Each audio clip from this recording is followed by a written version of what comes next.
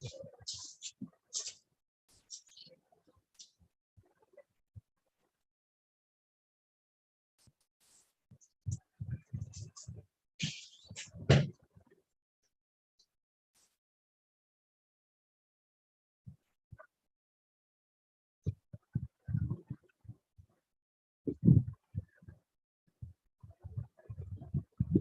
we start, Abhishek? Yes, ma'am. We are live now. Just I'm sharing the screen. Yes. We are good to go, ma'am. Yes. Very good evening to everyone. I welcome one and all to this Public Awareness Committee of Fogsi webinar, episode number 15. Today's webinar is with the East Zone. So we are having esteemed faculties today on board. So before we begin, we would like to take the blessings of the Almighty by playing the Ganesh Vandana. Abhishek, please go ahead.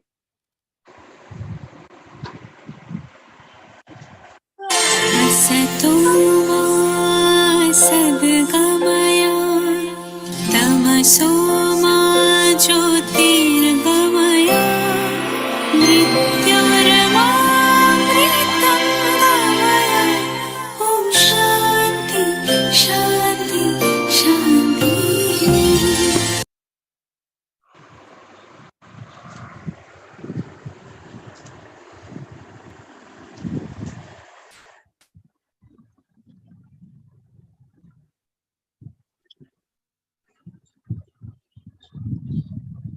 Thank you, Abhishek.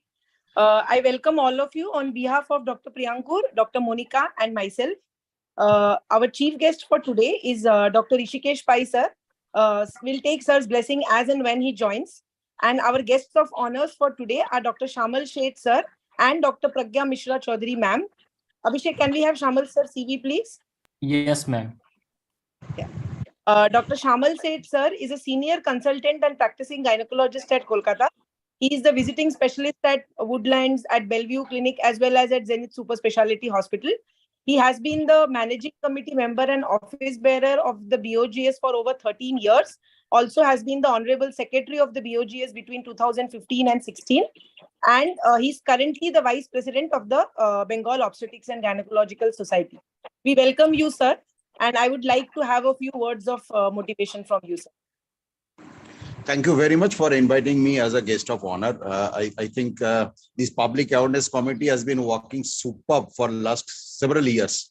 And these days we are in a time that public awareness makes an integral part of our day-to-day practices or day-to-day life, especially in improving the healthcare of our women, our mothers, our patients.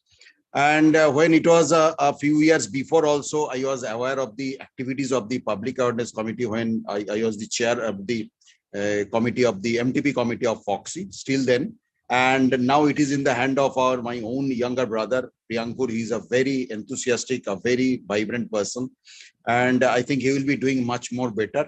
And there are several topics of discussion which are of so relevance in our day-to-day practices. You know, this today I came across a video. It was showing at a place a baby has been delivered. The baby has been held between the feet in a position upside down, and the baby is shown having held with its hands the baby tray, and that has been video recorded. So and that has been shown for several seconds. I don't know how it is practicable or so. Now we are having a discussion on a baby-friendly labor room or baby-friendly delivery environment or whatever kind of thing. And another discussion is micro and macronutrients. These are of immense importance to our practices, to the nutrition of our mothers. We all are aware about it, and we need to make our mothers aware of all these things. We will have a good panel discussion on anemia. You know, anemia is a never-ending topic. In every conference for last so many years, since the time we have learned something on medicine, we are hearing anemia. This is never going to be. Our president is so vibrant, and he has started his journey of his presidential career with an anemia prevention program. He started that Jatra, you know, that Jatra came to our Calcutta when we are having our AICOG. So many efforts are being provided by the Fogsi, different committee chairpersons, Public Awareness Committee, and we need to go on, we need to continue all these things. So such a nice program, coordinated, And I believe everyone who have been participating will be of some kind of benefit, whichever way it is possible. And I'll try to attend the program as much as possible. Thanks to all of you. Thanks to Priyankur. Thanks to Dr. Rishikesh Pai, our president. We love him like anything. He's a good friend of mine. And thanks to all of you for calling me as a chief guest, a guest of honor. Thank you very much. Thank you very much. Thank you so much, sir, for your time. Your words really mean a lot. Our next guest of honor is Dr. Pragya Mishra Chaudhary, ma'am. Ma'am is a consultant infertility specialist at New Life Test Tube Baby Center and MGM Hospital and Research Center at Patna. She is currently the Secretary General of ISOPAP. She has been the chairperson of Genetic and Fetal Medicine Committee. She's also been the founder secretary of the Bihar chapter of ISAR and has been the vice president of the Patna Obs and Gynae Society. And she has been awarded with multiple awards, including the Healthcare Professional of the Year 2018 by the Bihar. We welcome you, ma'am, and we would like to have a few words of motivation from you, ma'am. Yeah. Thank you so much. Well, sorry, I'm having to, log in through my mobile because I don't know, somehow the laptop is still taking time. So I've just, I think, I hope you can see me, right? Yes, ma'am. Yes, ma'am. I can see you. Okay. Very elegantly. Okay. Thank you. Yeah. Well, first of all, I would say that, I would really like to thank the Public Awareness Committee for having invited me as the guest of honor for today's program. It is indeed an honor. Actually, I can see that I have logged in. Can you give me just 30 seconds? Surely, ma'am. Yes, ma'am. Yeah.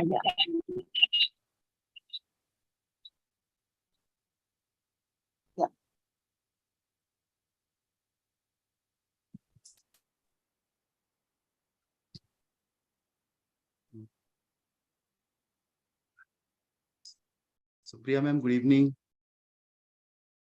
Good evening, Apurva. Shyamal ma'am, Shyamal sir, Pragya ma'am. Yeah. Good evening, Apurva. Best wishes. Thank you, sir. So, I'm Dr. Chevelle, the chief guest of today's function.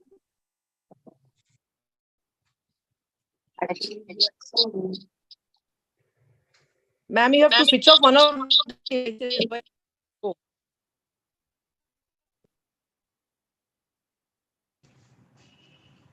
So the chief guest of today's function, Dr. Rishikesh Pai, although I can't see him,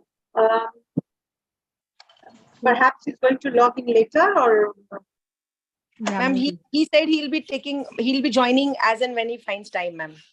okay. And guest of honor, Dr.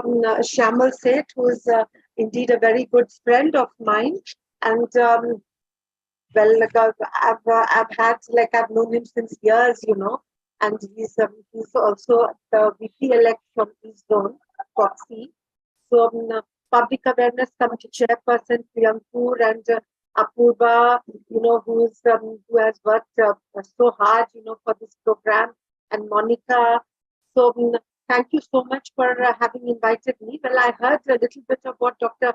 Shyamal Seth said, but basically what I feel that, we treat our patients and whoever comes to us.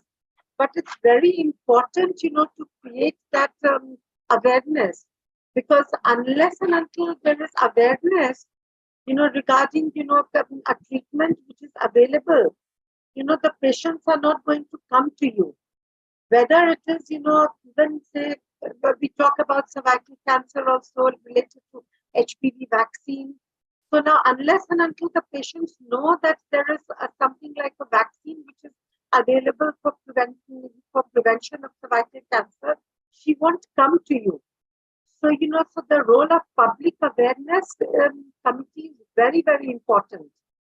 Now, anything, whether it's the prevention of anemia or whether it's prevention of, treatment of heavy menstrual bleeding, anything, I think the role of the public awareness committee is just paramount, and we just cannot sort of undermine its role. So I've seen the program today. The topics which have been selected are very good. And, the panel, which is going to be moderated by Dr. Supriya Jaiswal and Dr. Rekha Jha, and the esteemed panelists also. And I'm sure they're going to do indeed a wonderful, they're going to make the program quite, lively and interactive. And the brilliant speakers that you have today, along with the chairpersons.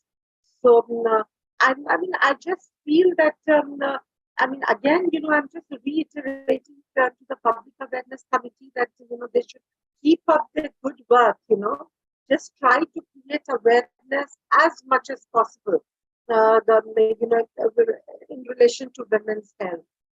So, all the newer things which have come, especially, in the field of fetal medicine now. A lot of people, now even in India, there are centers which have started doing surgery for in utero surgery. There are a few centers. So unless, the doctors are aware of these kind of treatments, how are they going to inform their patients that, okay, if your baby has something which has been detected in utero, you can always go to such a center for your treatment. So I think you can create awareness in that aspect also. I mean, this is just an idea, that related to fetal medicine and prevention of neural tube defects. So it's quite an important aspect of women's health, and so you should create an awareness, in those aspects also. And once again, I would say thank you for having me for this program as guest of honor. Thank you so much. Thank you so much, Pragya ma'am, for taking the time out to join and give your words of motivation for us. We would also take this opportunity to thank Dr. Madhuri Patel ma'am, our Secretary General, Dr. Alka Pandey ma'am, our Vice President, Dr. Kalyan, the National Coordinator, as well as Dr. Rekha Jha ma'am and Dr. Indranil, who are the coordinators and have been doing excellent work throughout the year. So we would now proceed to the session. Our first session today is a talk on micro and macronutrients in pregnancy by Dr. Apurva Datta. The chairpersons for the session are Dr. Pratima Devi ma'am and Dr. Samreena Kamal ma'am. Can we have the CV slides, Abhishek? Yes, Dr. Pratima Devi ma'am is a consultant gynecologist at the Regional Institute of Medical Sciences at Manipur since 2007. She has been awarded with multiple awards, including the Rajwanti Rani Harihar Narayan Tiku Gold Medal Award. She is the master trainer for CAC, PPIUCD, SBA, etc. and also the Lakshya Nodal in charge of RIMS. We welcome you, Pratima ma'am. Our next chairperson is Dr. Samreena Kamal ma'am. Dr. Samreena is an assistant professor at MGM Medical College, Jamshedpur. Her fields of interest are laparoscopic surgeries, high-risk pregnancies, benign gynecology, ultrasound, as well as recent advances. Madam has been the organizing secretary in state-level conferences in various years and also has been awarded as the Women Achiever in 2016 for her distinguished services in the health sector. I would request Pratima ma'am and Samreena ma'am to kindly carry on with the session.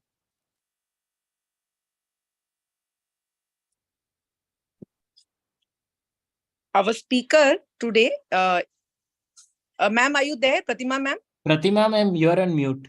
Kindly unmute. Yeah. Hello, Yeah. good evening to all. Myself, Yes. Dr. Pratima. I would like to call Dr. Apurva Kumar Datta.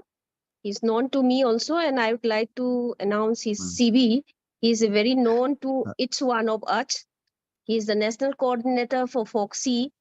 He is also national coordinator for public awareness of Fogsi, sexual medical committee, regional faculty, and master trainers. Thank you, of Pratima different- ma'am. Hello. Thank you so much, ma'am. Yeah, Thank you yeah. so much, ma'am. Having lots of experiences, and I'm very happy that he has also won lots of awards like the Dr. R.D. Pandit Research Award and Champion of Foxy Awards and Kamini Rao, Yuva Orators, and many others. So I would like to call upon Dr. Apurva, and we can start the session. He will be speaking on the macro and the micronutrients on pregnancy. Thank you so much, ma'am, for just a Mic warm is with welcome. you. So at the outset, I would like to thank our dynamic president, Dr. Rishikesh Spicer, Secretary General, Dr. Madhuri Patel, Madam, Vice President in charge, Dr. Alka Pandey, Madam, and my dear friend and PSC Chairperson, Priyankur.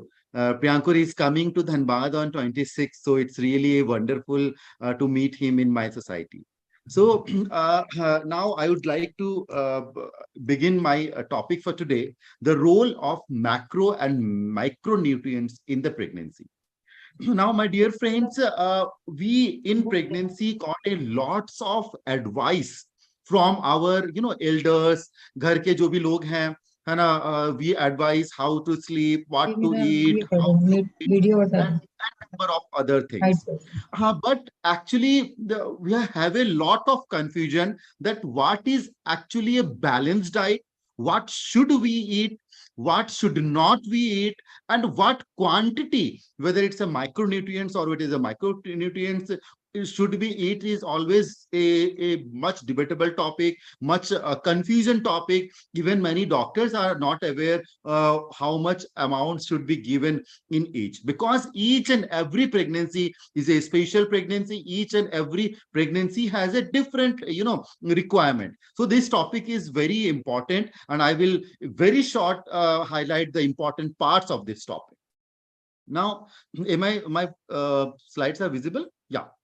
So mother and baby both are benefited by good nutrition during the pregnancy, as these 9 months are the window of opportunity. The healthy pregnancy, the food eaten before and during the pregnancy, help preparing the body to support the growth of a body. Sensible eating gives a baby the best chance for a healthy beginning. And we all know, when a beginning is good, we win the half of the race or half of the match. So when the baby beginning is healthy, then definitely in the latter part of the life, the baby will be healthy. So it is very, very important to prepare our women to give a good nutrition, whether it's a micronutrition or it is a macronutrition, so that the mother will be healthy, so that the baby will be. Now, what is the nutrition during the pregnancy? The calories taken daily containing the micronutrients and micronutrients for the proper growth of the baby, along with the healthy body of the mother. Now, question is, what is the healthy meal is? What, how, when? So, what is the healthy meal? The healthy meal includes all the food groups in the diet, whether it's a form of vegetables, the milks and dairy products, the cereals and grains, the meat, beans and eggs, the fats and oils. So basically, when we are advising to our patient that in your thali, there should be minimum of the 5 colors. So if the 5 colors is present in the thali of a woman, that means she is eating a healthy diet. Now, how to assess the proper nutrition? We assess the proper nutrition by the weight gain of the mother, the blood report of the mother about the hemoglobin, about the folic acid level and other nutrition level, the growth assessment of the body clinically, and by ultrasonologically. So what is the optimum weight gain during the pregnancy? We know since ages that if it is the underweight, that is BMI means less than 18.5, then it should be 12.5 to 18 kilos should be the ideal weight gain during the pregnancy. The normal BMI, it should be 11.5 to 16 kg. If it is overweight, that is BMI between 25 to 29.9, then it should be 7 to 11.5 kg. And when the BMI is more than 30, it should be less than 7 kilo of the body weight. So now coming to the first trimester. First trimester is very important because it is a time of rapid cell division, organ development, and preparation for demand of the fetal growth that occurs during second and the third trimester. We all know in the 6 weeks of the baby, it is just like a pea. And 7 to 8 weeks, the major organs are partially formed, the amniotic sac is formed, and the placenta is developed. So the critical nutrition is needed in the first trimester. The calories, it is either equal to the pre-pregnant state or a little bit of extra of the pre-pregnant stage. That is a calorie intake. But it should contain also the protein, the folic acid, the vitamin D12, B12, and the zinc. Now coming to the second trimester. Now the baby start to hair. The sex organ start maturing. The hair grows. Baby can cough or have hiccups activity. So the critical nutrition needed is actually more, and the calorie needed is 440 kilocalories per day extra. It should also contain the protein, the iron, the calcium, magnesium, vitamin B, and omega fatty acid. The third trimester, the most of the sex organ get matured, the brain cells are growing fast, the calcium is needed for the bone and tooth growth. So the critical nutrition needed is the 450 kilocalories per day extra. It should also contain the protein, the iron, calcium, magnesium, vitamin B, and omega-3 fatty acid. Now coming to the macronutrients. Now what is macronutrients? Macronutrients are the nutrients required in larger quantity that provide us the energy. For example, the protein, the carbohydrate, the fat, and also the fiber and the water. The energy is required to maintain the maternal homeostasis while supporting the fetal growth. So macronutrients is also equally important. Now coming to the micronutrients. Micronutrients is the umbrella term used to represent the essential vitamins and minerals required from the diet to sustain virtually all the normal cellular and molecular function. The cell signaling, the motility, the proliferation, differentiation, apoptosis that regulate tissue growth, function, and hemostasis is actually the macronutrients is needed. So the important nutrients, are the macronutrients are the protein, the carbohydrate, the fiber, water, fats. The micronutrients are the folic acid, iron, iodine, calcium, zinc, copper, selenium, magnesium, vitamin A, K, D, and other minerals. These are actually needed during the pregnancy. The micronutrients deficient and the pregnancy outcome. We all know if there is a deficient of the folic acid, it causes the neural tube defect. If the iron is low, then it causes the anemia, and anemia itself is a risk factor for the n number of complications during the pregnancy, including the hemorrhage and PPH. The iodine, it cretinism cause cretinism. The calcium, it deficiency cause the hypertension, the PIS. The zinc, it cause the anemia, low birth weight, anencephaly, neural tube defect. Vitamin A, it increases the chance of the vertical transmission of HIV, infant survival, maternal anemia, and also causes the infections. Now the protein. The benefits are it gives the energy. It is crucial for the general fetal and placental growth. It causes the proper digestion, growth of the maternal tissue, building of the breast and uterine tissue to support the growing baby, and build the DNA and special cell that make up the immune system. So recommended dose is 60 to 100 grams per day is the protein requirement.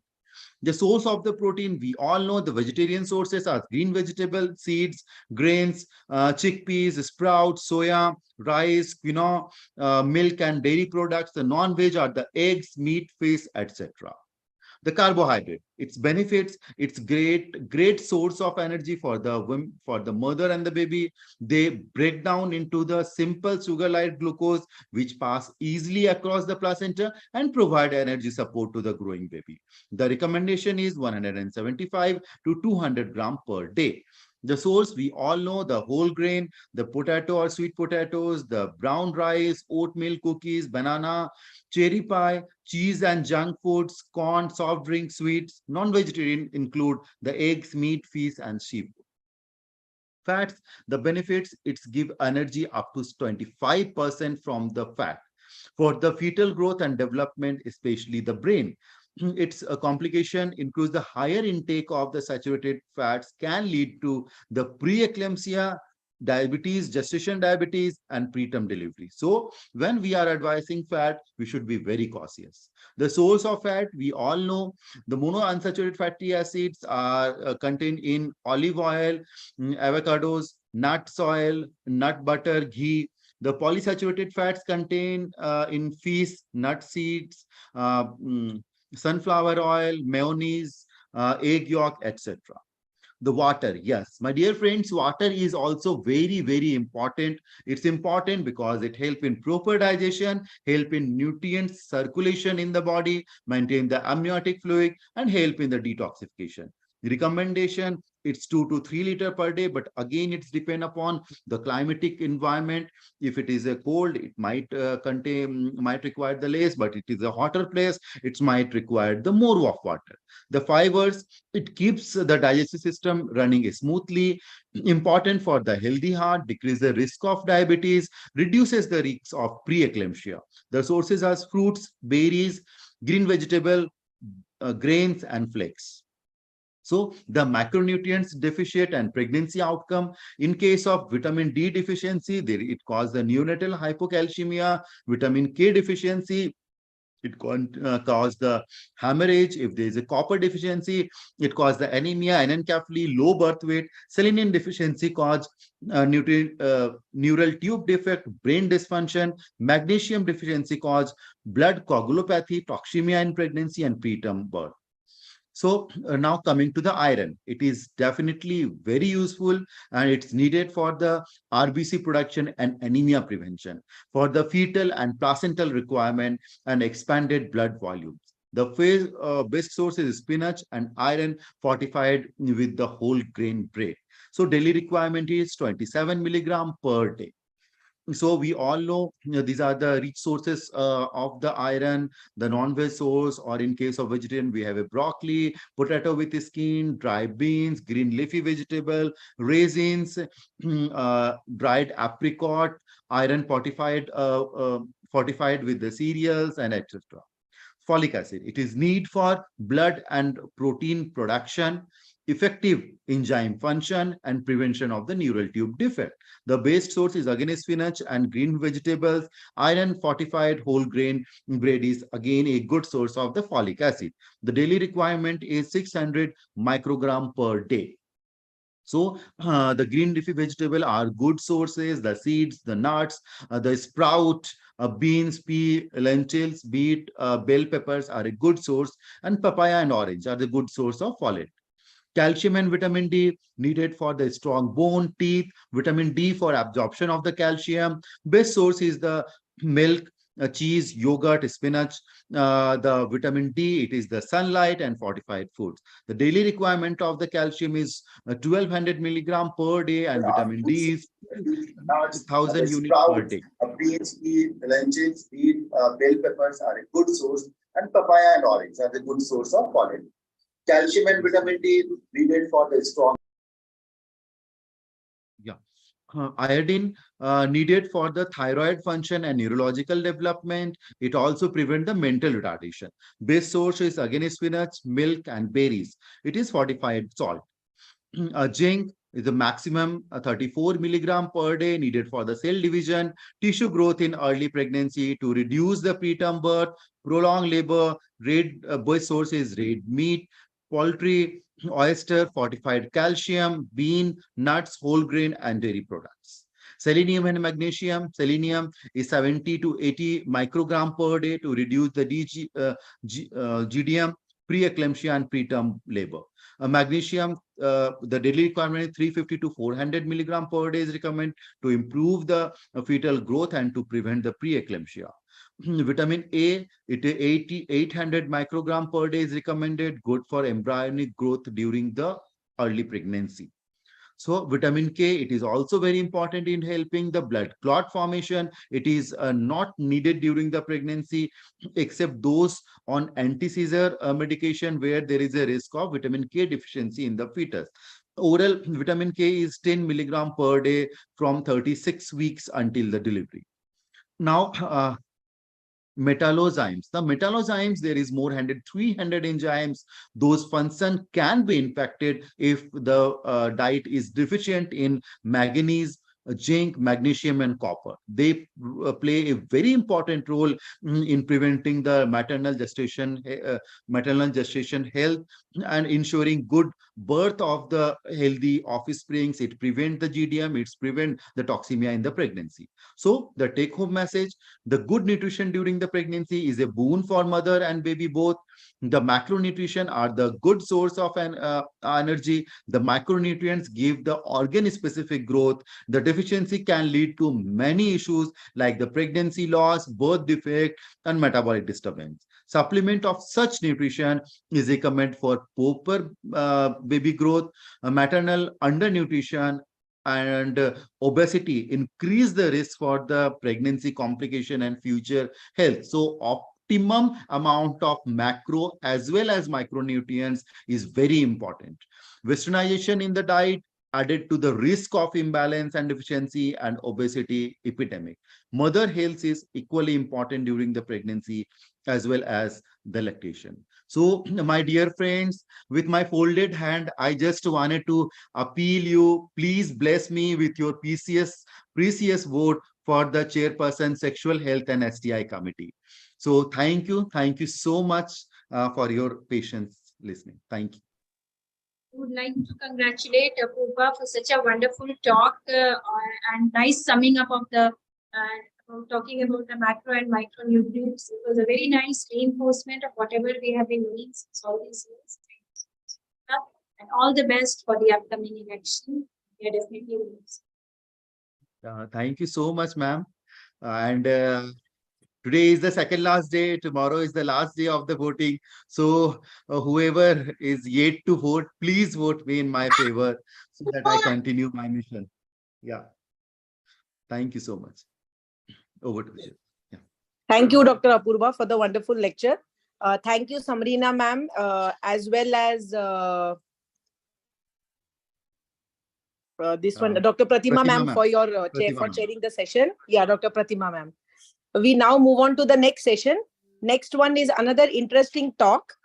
It's on baby-friendly hospital initiative. Our speaker for the session is Dr. Mangala Vani ma'am, and the chairpersons are Dr. Bharti Mishra ma'am and Dr. Indranil Datta. Can we have the slide, Abhishek? Yeah, Dr. Indranil Datta is a professor at Medical College, IQCT and Nursing Home at Durgapur, West Bengal. He is the immediate past president of Kalyani Obs-Gynae Society as well as the executive member of the YTP committee. He is also the East Zone coordinator of the Public Awareness Committee and IMA standing committee member for antimicrobial resistance. We welcome you, Dr. Indranil. Our next chairperson is Dr. Bharti Mishra ma'am. Dr. Bharti ma'am is a professor in the Department of Obs and Gynecology at MKCG Medical College at Berhampur, Odisha. Madam has been the past president of the Berhampur Obs-Gynae Society, ex-HOD also at the MKCG, MCH and PRM MCH. She is the life member of Fogsi. She has various publications in national and international journals. We welcome you, Bharti ma'am. I would now request you to kindly introduce Dr. Mangala Vani ma'am and carry on with the session, please.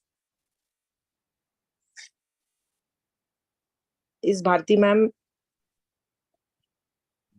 Bharti ma'am had joined. No, I couldn't find Bharti ma'am. Bharti ma'am is there. Yeah.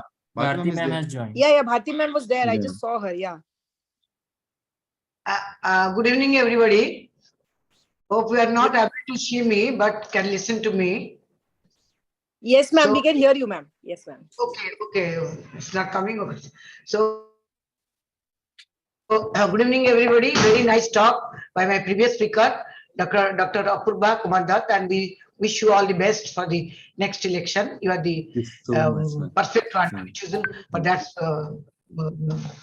spot. Okay, Dr. Mangala Vani, MD DGO, FRCOG, an obstetric gynecologist and lactation consultant, director of Hirani Gynecological and Breastfeeding Medicine. Okay, that is there. So she is talking about BFHI.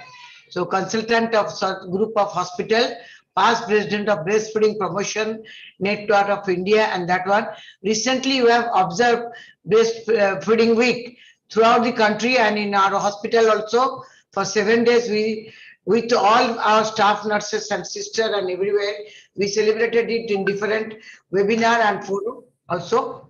So she is the Indian Achievers Award for Thank you, Bharti madam. Thank you. and all things, all the big biodata you can see. I don't want to between you and Mangalavani. So now over to Mangala, dear Mangala. Thank you so much for the kind words. And first of all, I thank you, Fogsi Public Awareness Committee, Rishikesh Pai sir, Madhuri madam, and Priyankur and Monica. She's not here today. And respected chairpersons. Shall I share? Hi. I'll share my this thing. Yeah, ma'am, please.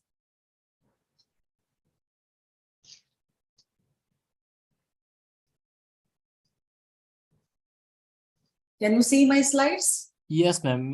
We are seeing the white screen. White screen. Yes, ma'am. Yeah. Why white screen? Ma'am, just stop the share once. You have shared the white screen actually. Okay.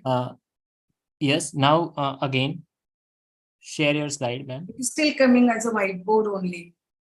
Ma'am, on the Ma'am, bottom have side. you Yeah. Apurva. have you opened your PPTs in the Yes. background, ma'am? Yeah. On the bottom Then side, you there can- is a share screen button, green button. Click on that, ma'am. Yeah. Yeah, there are multiple windows, small windows. No, is I see showing. only one window. That is whiteboard. On the upper side, there is a button, basic. Click on that basic. On the below side of whiteboard. Yeah, basic. Yes. Yes, click on that basic. Still, it is coming as a only whiteboard. It doesn't come like this normally. Okay. Um, There is a below side of whiteboard. There are multiple small windows. It is not visible, ma'am. no. So the organizer can share now for her. You must be having the slides and PDF. PPT, you just share it from your side. I will again stop sharing and let me see. Ma'am, will you share your PPT in the group? Then Abhishek can share it from his end, ma'am. I can email. Yeah, ma'am. I am sharing my mail ID, ma'am, in the chat box, ma'am. Yeah. Yes, ma'am. Do that, ma'am. Actually, it doesn't happen like this. Why it has happened today? Always it happens in webinar. It's a common thing. So Yeah. when I present, I give my presentation to the organizer. They share for me. I speak. That's easier. Easier, yes, ma'am. Can True. you see now? Ma'am, I have shared my mail ID in the chat box. Now it is a white screen only, ma'am. White screen White only. screen only. Now, Yeah. can you see my slides? No, ma'am. It's No, white ma'am, screen it's white only. screen. I have shared my mail ID in the chat box. No, allow it. Yeah. You can mail it to me, ma'am. I will share on your behalf.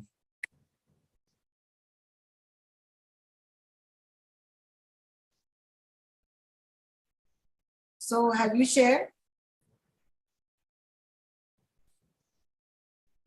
In between you start speaking the introduction, they will be connecting. Yes, ma'am. Yeah.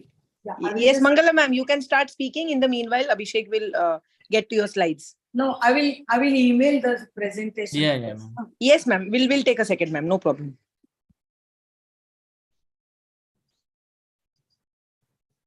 I'm so sorry for this. Absolutely fine, ma'am. We'll take a minute. No problem. So we are discussing about breastfeeding. Actually, people have taken it granted that breastfeeding is like nectar. Okay, and we in our hospital make it compulsory that patient will sign it that breastfeeding they have understood, and copper T or contraception they will understand at the first term of pregnancy itself. Try to motivate them. First term, second. Am I audible? Am I audible? Absolutely, ma'am. Absolutely. Yes, ma'am. ma'am. You are Yes, on. So first term, second term, third term, you take it, and those who are literate, most of them are literate nowadays. We tell them that in Google, you see about breastfeeding, the advantage, the disadvantage. If you don't give, what is happening? If you give, what will be the benefit to you and the baby? And copper tea like that also, or tibectomy like that. You motivate from the antenatal clinic itself. That the first and foremost things. And in my experience, what is the problem? After cesarean or after delivery in the nursing homes, the breastfeeding is less. The mother will tell, my daughter is not having feeding. They complain. So I make the mother out. I tell you are there, your baby is there. There is no food, what you take? You will automatically go to the mother and suck. If you give several food item, we'll choose one. If you will not give anything and the baby will be hungry, what the baby will take? Attachment, sucking will start, isn't it? So it is the effort of the obstetrician, pre-motivation before the lactation. Is it over now, Mangala? Are you okay? Yeah, just another 30 My seconds. speaker, come on. Another 30 seconds. Because patient will come now. It's the clinic time. I have closed the door. And today we had a seminar. After finishing that, only we are coming. So I have forwarded the email. Just check. Yes, ma'am. I'm on that only. Till now it is not received.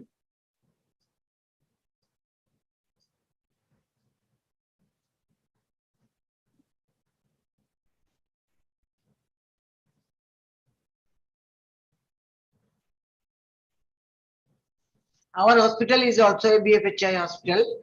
We are having so many sisters, but we'll be wondering, when I go, I palpate some of the congested breast. When I go, I see that there's a lack of position. I made it by all the MSc nursing and BSc nursing students to put poster on the wall. How to sit, how the mother should be comfortable, how the baby should be comfortable, how they should suck like that, like that. But who is working nowadays? We have to make the staff nurses and the nursing students, and our student should be motivated to see that there's a proper breastfeeding is going on in every hospital. Abhishek, have you received it? Not yet, ma'am. Even I have forgotten to write all the artificial that milk available. The name are also forgotten by me. Previously, we used to write small babies or anemic babies or weak mother. Sometimes you write the artificial feeding, other things. Nowadays forgotten because no writing, only motivating the patient from the beginning of the pregnancy to lactate, to give lactation. Mangla ma'am, can you recheck my mail ID, please, ma'am? It's abhisheks@coronaremedies.com.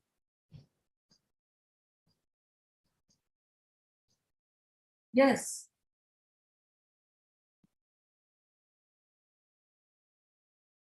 Still, I have not received it. That's why, ma'am. I have checked my spam also. So in the meantime, can you go for the introduction of the next speaker? Can I just say hello to Dr. Bharti I have saying now second time. while we are waiting? Pragya, when you have come, all of you are in darkness. I have Why saying you are second bright time. and white? You tell me. Why you are so bright and white? You make us darker. When you Not really. you put little blackish painting, otherwise you are looking all dark complexion. Ma'am is glowing. Pragya ma'am is looking glowing. Always. And today she is glowing more. So you make your light little fuse. But to be very honest, have you I've lost my glow after COVID. Severe COVID that I had in 2020. I think after that I have lost my glow. You have suffered. You have suffered from that. So your glow has little bit come back, but your whiteness is still persisting. Thank you. Abhishek, have you received? I'm very fond of you, that you know. Pragya. Yeah, of course. That's why I said while all this Abhishek, is you have happening, to I can just unmute. say, And you have promised to come to Barampur, you have not yet come. I know. I'll come, but All presidents, they have come before being elected. Even Sunita came once to Barampur. It's my lucky place to be president of Fogsi. All Fogsi president. And few of them Yes, have come to my residence. I bring them, I give them tea, Nandita, Uncle Saria. And you know, Pushyam is my friend. Okay? Hello, Mangala? Abhishek. Abhishek is not there. Have you received Abhishek? No, ma'am, still not received. Ma'am, So can what we can do is you. Ma'am, you take the just next share me your question. mail ID. No, Share me your let mail us ID. let I us will- send PPT to our group. From that Yes. group, you take. Send me one more email ID then, because twice I have sent about. Not in email. You send in PPT in the WhatsApp, and he'll be correcting that. It's also easy. I do like that. Whatever link you are sending on WhatsApp, Ma'am, I am sharing my another mail ID. Abhishek, you send a hi to ma'am, no? Just like you said. Send Yes. a hi from your mail to ma'am so that Yes, ma'am will ma'am. know it's you and she can accordingly send the thing. Ma'am, can you share your mail ID, Mangala ma'am, in the chat Vani- box? Yes. Oh, okay. The organizer. WhatsApp pe share karna would be easier. Will you be able to share on WhatsApp, ma'am? That would be That's easier, I I told, think. no. That will be PDF, na WhatsApp. WhatsApp में भेजो. Yes, ma'am. I am sending a test mail on this. So nowadays onwards, whenever there's a webinar, all should share their PPT to this. I think so. But it never has happened to me. This is the first Okay, time. okay, it's okay. But so many It's okay, times. ma'am. I think, And- do you want to take the next session first? That's By right. the time we sort out The why, next speaker. everybody's time is Come wasted. on, come on. Next speaker should be introduced Ma- because time is short now. They will cut the webinar connection. Ma'am, Mangala next ma'am, is the I have panel. yes, ma'am. Ah, Yeah. oh, Mangala ma'am, panel. I have shared my And test mail. chairperson, next chairperson you introduce. Ma'am, next is the panel. Our moderators are Supriya Jaiswal ma'am and Rekha Jha ma'am. Let us finish their introduction. Should we take that? Huh? Yes. Okay, ma'am. Okay, ma'am. Yes. So in the meanwhile, we'll proceed with the panel. Our panel for today is a case-based discussions on anemia, and our moderators for the panel are Dr. Rekha Jha ma'am and Dr. Supriya Jaiswal ma'am. Dr. Rekha Jha ma'am is, of course, the president of the Bhagalpur Obs-Gynae Society, also the East Zone coordinator for the Public Awareness Committee. She is the scientific chairperson of IMA Bhagalpur, as well as has been the past secretary and vice president of IMA Bhagalpur. She is a live member of various societies like the Menopause Society and Red Cross. Welcome, Rekha Jha ma'am. Our next moderator is Dr. Supriya Jaiswal ma'am. Dr. Supriya Jaiswal ma'am is the vice president of the Patna Obs-Gynae Society, chairperson of the Adolescent Health Committee of Fogsi, joint secretary of the Bihar and Jharkhand chapter of SOVSI, and the chief consultant at SM Hospital, Patna. Welcome, Supriya ma'am. Our expert panelist for the panel discussion is Dr. Pratibha Singh ma'am. Dr. Pratibha Singh is a consultant laparoscopic and gynecologist and IVF specialist, as well as the director of Healing Touch Hospital, Bhagalpur, chairperson of the IAEC Fogsi 2020-25, as well as the current chairperson of the Fertility and Aging Committee of the IMS. Welcome, Pratibha ma'am. Yes, we have a gamut of panelists with us today. We have Dr. Nidhi, Dr. Devanjana, Dr. Sangeeta ma'am, Dr. Babita ma'am, Dr. Poonam ma'am, Dr. Kalyani ma'am, Dr. Rashmi, and Dr. Monica Agarwal ma'am. Abhishek, should I proceed with the panel, or you have received the thing? Should I proceed with the panel then? Yes, ma'am. Not received yet, ma'am. Okay, I'll proceed with the panel then in the meanwhile. Okay. So our first panelist is Dr. Nidhi. Dr. Nidhi is an infertility and IVF consultant at Nova Fertility in Patna. She has received the gold medal in Dr. Mahendra Narayan Memorial Gold Medal for being the university topper in 2010. And she has various publications and awards to her credit. Welcome, Dr. Nidhi. Our next panelist is Dr. Devanjana Datta Majumdar ma'am. Ma'am is the secretary of the Silchar Obs-Gynae Society and working as a consultant in the Women's Hospital, the oldest in Southern Assam. She has been the office bearer in various capacities in the local societies and taken part in various panel discussions. Welcome, Dr. Devanjana. Our next panelist is Dr. Sangeeta Thakur ma'am. Dr. Sangeeta ma'am is practicing as a consultant gynecologist in Isar Nursing Home. She's performed more than 10,000 plus surgeries, including one with the 5th cesarean section, and she's the secretary of the Saharsa Obs-Gynae Society. Welcome, Sangeeta ma'am. Our next panelist is Dr. Babita Shukla ma'am. Dr. Babita Shukla is the vice president of Gorakhpur Obs-Gynae Society, ex-secretary, treasurer, as well as the scientific secretary of the Gorakhpur Obs-Gynae Society, clinical secretary of the Isopark Gorakhpur chapter, and she has been the organizing secretaries of various conferences. Welcome, Dr. Babita ma'am. Our next panelist is Dr. Poonam Sahai ma'am. She is the secretary of MOGS Gaya. She is a director of Vidya Maternity Eye and ENT Hospital at Gaya and has been the organizing secretary of the 7th AOGS BJ Bihar and Jharkhand, and has been the life member of Red Cross and IMA. Welcome, Poonam ma'am. Our next panelist is Dr. Kalyani Singh ma'am. Ma'am is the associate professor at LBK MCH and the senior consultant obstetrician and gynecologist at SARSA. Welcome, Kalyani ma'am. Our next panelist is Dr. Rashmi Prasad ma'am. Ma'am is the chief consultant and director at Divya Vatsalya Mamta Fertility Center. She's treated more than 65,000 successful IVF couples. She is the recipient of the Icons Bihar Award and also has received Asia's Greatest Leaders Award by the Governor of Singapore. Welcome, Dr. Rashmi.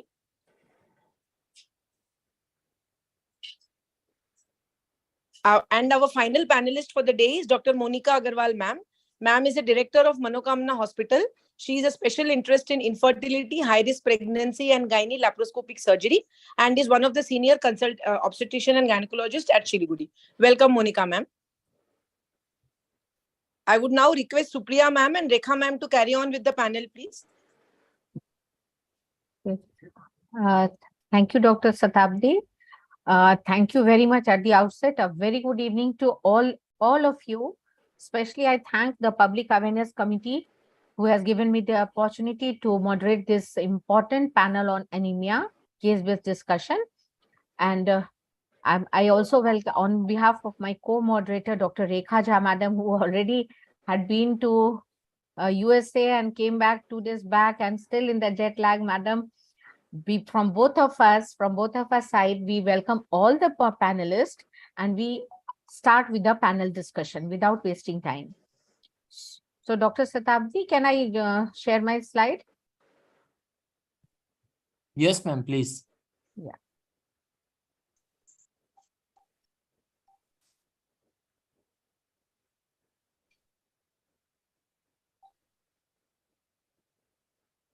Yes, perfect. Yes, ma'am. Yes. Yeah.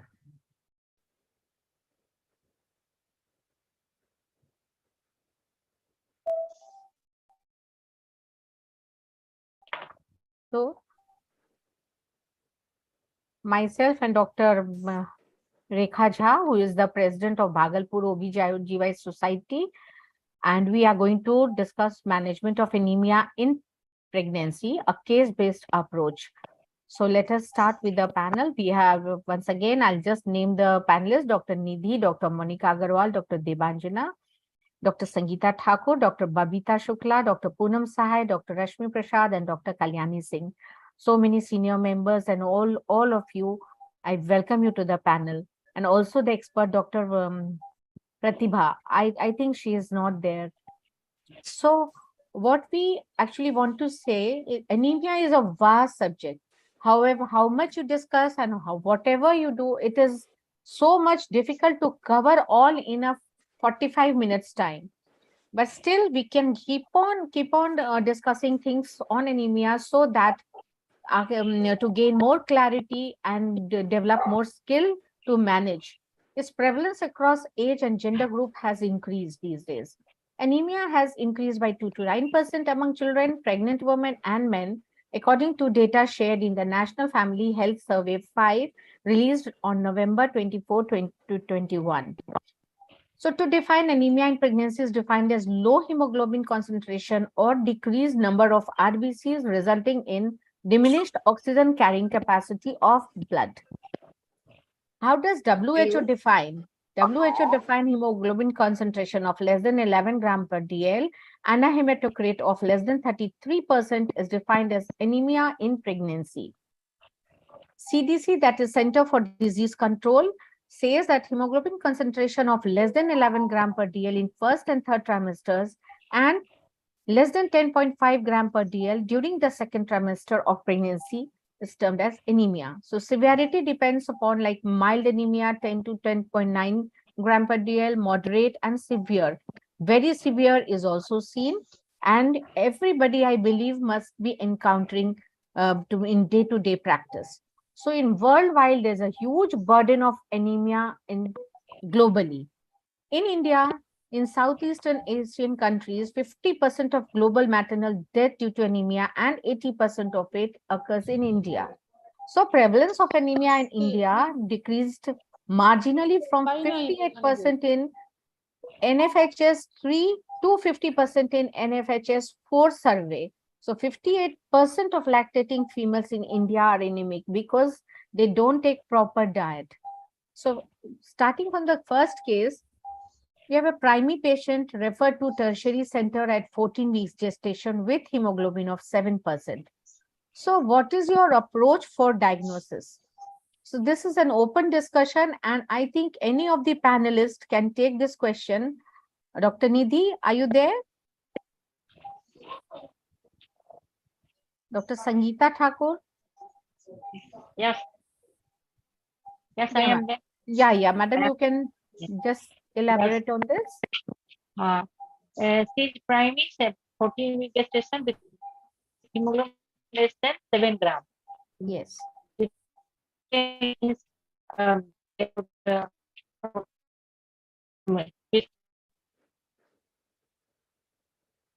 are unable to hear you. Internet, if I'm audible, can I take? Unable to hear now? Now it is okay. Yes. Now it is okay. Okay. Yeah. Okay. First of the history. See any breathing history, dietary intake history, and then physical examination. See the hemoglobin less than 7 grams. This is what is the size of the uterus. So the see the yes.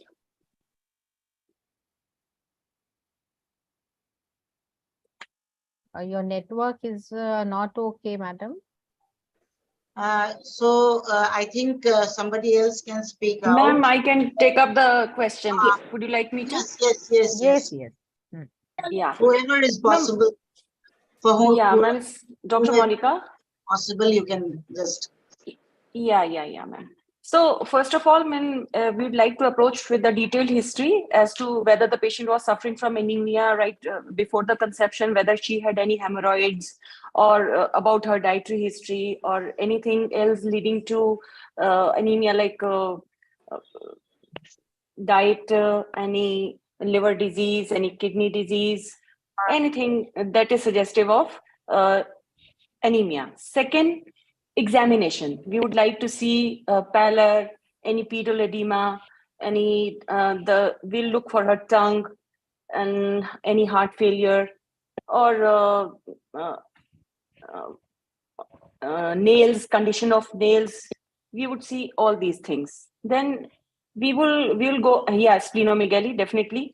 And then we would like to go for certain tests. The most suggestive tests are complete blood picture, peripheral blood smear, then other detailed investigations like liver function test, kidney function test, or we would like to go for her stool examination. So HPLC would also be done if there is any kind of suggestive of any hemoglobinopathies. So we would like to go for all these investigations. Yes, very rightly said. Yes. See, first you whenever first approach for us is detailed history, we should go for, rightly you said, then go for the physical examination. Looking at her, we can make out many points, and then the investigations. So in the history part, age, fever, chronic illness, threatened abortion, bleeding piles, menorrhagia, worm infestations, these all things we should ask her. Then the physical examination, as you said, pallor. Anemic person, you can directly see and tell most of the time. Yes, ma'am. 7 grams. Yes, madam. Just a minute. In the history part, we should also look at whether the patient is coming from some endemic area infested by malaria. Certainly, ma'am. Certainly. Yes. Patients having worm infestation, because these are in the guidelines of the government of India. So you should also be aware of the fact that maybe she has malaria. Yes. Geographic predisposition we have to see. Yeah. Then, as you said, physical examination, pallor, color and shape of the nails, pale and bald tongue, jaundice, splenomegaly, and pedal edema. Then coming to the investigation, CBC, peripheral blood flow, these are the standard tests we should go for, and then we can diagnose the anemia. So, so which are the two basic investigations which will help you to diagnose type of anemia? So Complete anyone? blood picture and peripheral smear. Yeah. We'll look for the, yeah. So what are the effects of anemia? So we know okay, this patient is anemia, so anemic. So how do you say what are the effects of anemia? If she's anemic, what will happen to her? What can happen to her? In this case, at least. We can divide the effects in three parts: antepartum, intrapartum, and postpartum. Yes. So antepartum, there can be because of oxygen deficiency, there can be abruptio placenta, there can be preeclampsia, there can be premature rupture of membranes, there can be preterm labor. So all these things, CHF can be there, infections can be there. Then during intrapartum, there are more chances of operative delivery. Again, CHF can be there. And yes, infections can be there. And in postpartum, there can be subinvolution of uterus, lactation failure can be there. And the patient can have infections. And yeah, Yes. that's it. Anyone wants to add something to this? And there can be on the baby because of the deficiency of anemia. Now the studies have shown that the baby will have cognitive defects because this iron is needed for the development of brain, for the formation of synapses and dendrites. So the deficiency of iron, particularly in the first trimester, will have long-term effect on the mental health of the baby. There could be increased risk of mental defects, autism, and cerebral palsy and cognitive defects, and there will be poor performance in studies later on. These are the recent studies of the long. And mother feels weak, fatigue, and breathlessness, dyspnea.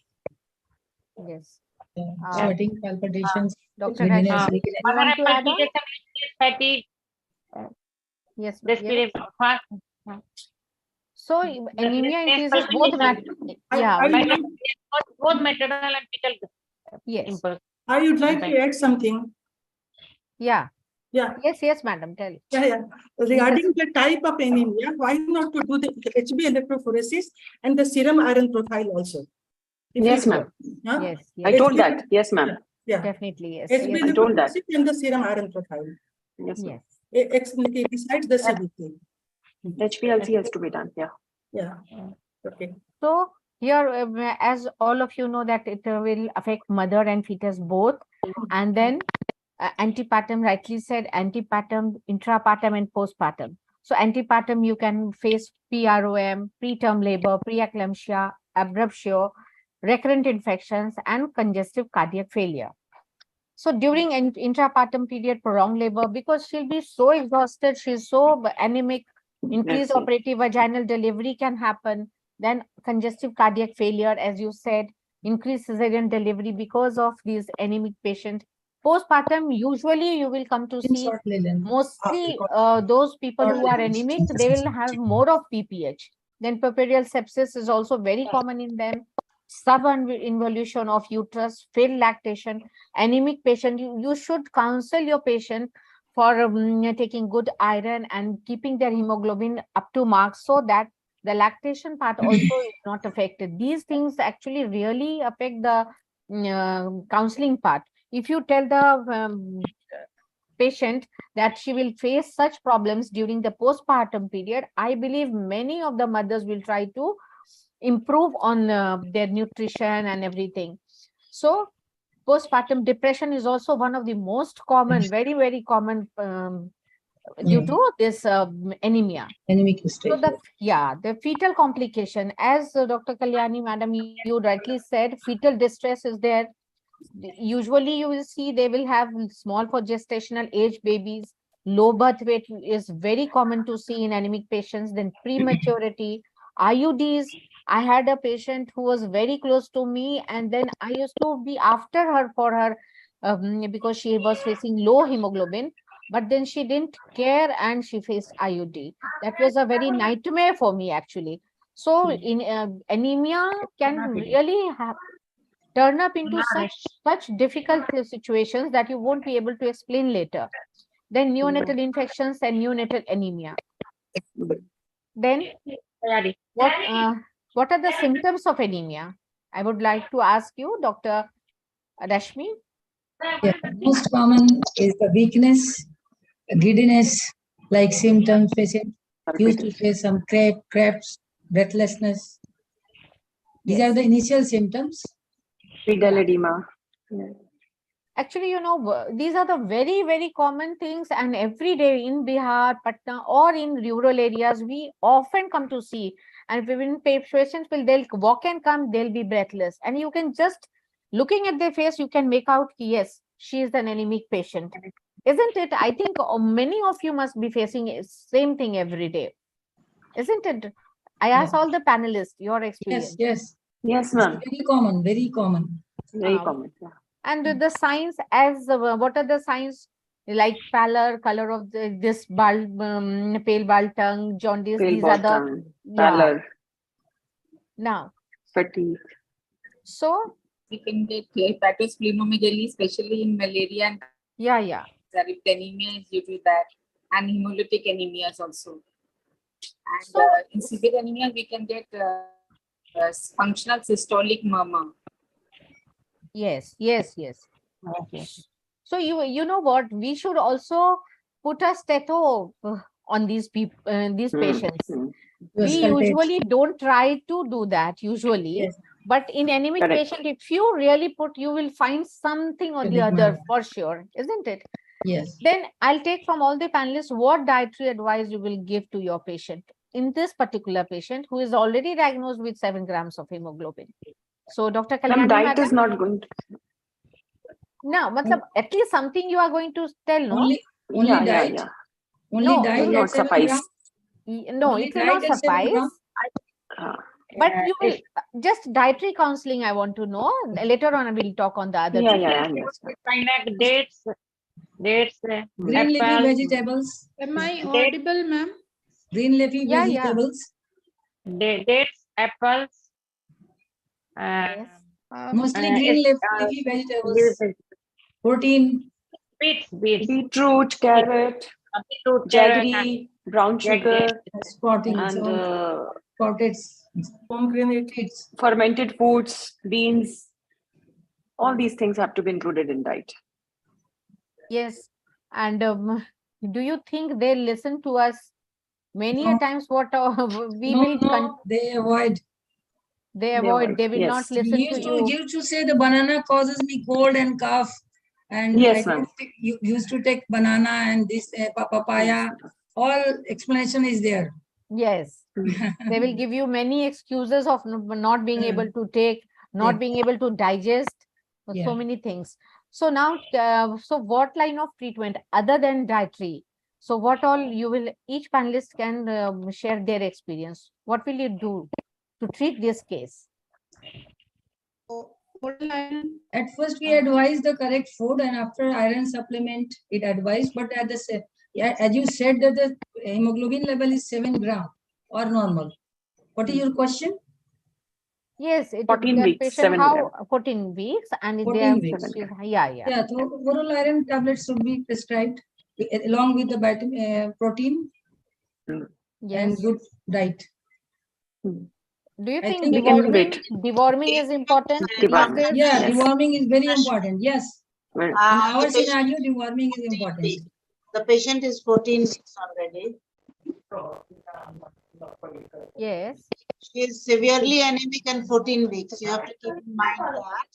And dietary advice you have to give, but you have to consider other things. So, will you only oral iron, or would you like iron?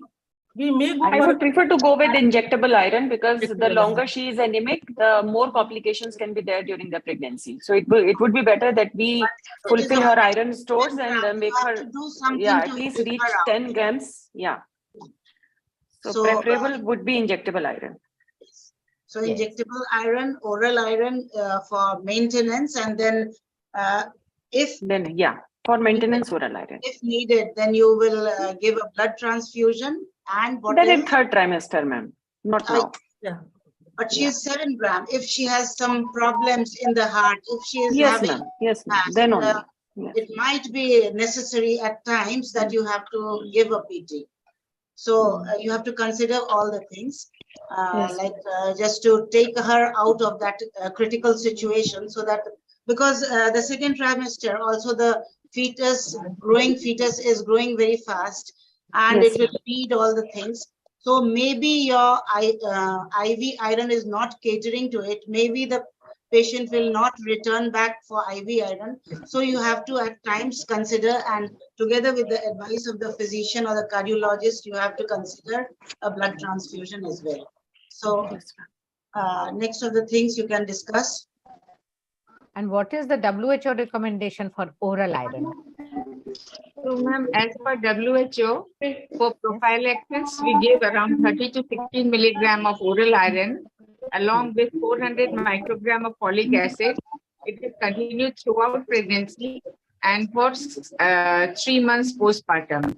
As per Government of India, we give 60 milligram of elemental iron with 500 microgram folic acid throughout pregnancy and continued till 6 months postpartum. But if the patient is anemic, the dose is increased. We give 2 tablets, that is 120 milligram of elemental iron with 400 microgram folic acid. And then we do deworming with 400 milligram albendazole in the second trimester. Ma'am, I want to interrupt. Yeah, There is one thing, there is one thought that just by increasing the dose of iron, you can't increase the absorption of iron. If you increase the dose too much, that rather hampers. Like if you give 60 milligram of elemental iron in the morning, then again you give 60 milligram of elemental iron in the evening. So a maximum part of that second dose is not absorbed. So rather than increasing the dose, you should maintain the regularity of the iron. It's always better to give single dose, regular days. The absorption is more. Regarding You the give 120, it won't be absorbed as much as we expect it to be. Because there is a substance called hepcidin which is not increased increased when you beyond give iron. 160 milligrams. So no But use till of up to giving 120 iron we twice can daily. increase. That is my Beyond objection. no. The No, Dr. increase Babika means was it just cannot. telling about the guidelines. You have to listen. He was Yeah, speaking yes. about the Yes, guidelines. That It is is in the regarding your guidelines. personal opinion that it should be not increased because the absorption is not going on. So on the totality, you have to look at the patient, guidelines, and even there is a guideline of Government of India that at least 100 days. Hello, can you just unmute the other speakers? Those who are not in panel, noise. please unmute them. Ma'am, The technical regarding team. the increasing in dose, we should not Yes, ma'am. increase beyond 160 milligram, but 120 is not bad. And then now there is a recent study that the hepcidin levels are, once you give the iron, then the hepcidin levels start increasing and iron absorption decreases. So we can give Yes, an ma'am. alternate day that also Yes, gives ma'am. good results. Yes, ma'am. My point. Exactly. Yes, ma'am. So, see, many a times, depending upon the patient's condition, your patient, your choice of we treat by choice also. Sometimes guidelines we do follow, but many a times patient to patient things vary a lot. Some people, they are unable to digest the oral iron. So there you have to, even though we don't need not give to other patient, but in some patient who are not tolerating oral, we go to the injectable forms. So Yes, it's not the guidelines who can guide you or rule you. You have to deviate a little bit and you treat your patient according to your follow-up, how she is responding to your treatment. So we have to be a little bit open, not strictly follow the guidelines. We can increase the dose sometimes when she is well tolerated. And if it is, if she is having belching and so many of problems, then we can have regularity is always very good. So we should better maintain that. So now, which iron preparation you prefer to give mostly? So everybody has that this answer. Now tell me, Rekha, you start with your experience. I think ferrous fumarate is works well for me, and Me too. yes, among the injectables, I have tried everything, and it all depends upon what type of the patient is. More on the type of the patient, though. Yes, in the injectables, FCM is the best, but of course, due to the certain considerations, you have to give iron dextran also, iron sucrose also. So everything works. It has to be according to the tailor made. So according to the cost and also where the patient is going to get that IV iron. That is also important. Dr. So, Monica? Same, ma'am. I completely agree with Dr. Rekha, ma'am. Same. Okay. So anyone wants to say, add on anything? Ma'am, if we are regarding the absorption part, we see that we have so many preparations, the efficacy is almost same. But then if we see regarding the tolerability part, we see the ferric preparations, they are very friendly, and even the ferrous bisglycinate. But then the disadvantage is being that the bioavailability of such preparations is less. So we customize it according to the patient. If the patient is able to tolerate it, we can give ferrous ascorbate fumarate. But if patient is not able to tolerate it, we can give the ferric preparation, or we can give the so there the absorption is the GI side effects are less, but the patient tolerates it better. But one thing we should keep in mind, we should not give the entry coated or sustained release preparations because they're not very efficacious. And The regarding most important thing is that when we give the iron preparation orally, we have to tell the patient how to take it. Most of the Yes, that time, is the very important. Indian population is in the habit of taking tea along with their meals. And that is the biggest thing that hampers the iron absorption. We are giving iron, we are increasing the dose, but simultaneously patient is increasing the tea intake also.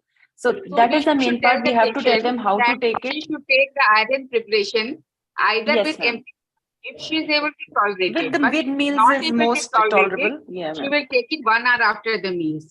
And the Yes, things ma'am. to be avoided when she takes this preparation, she should not take tea, coffee, milk, calcium, some drugs like tetracycline.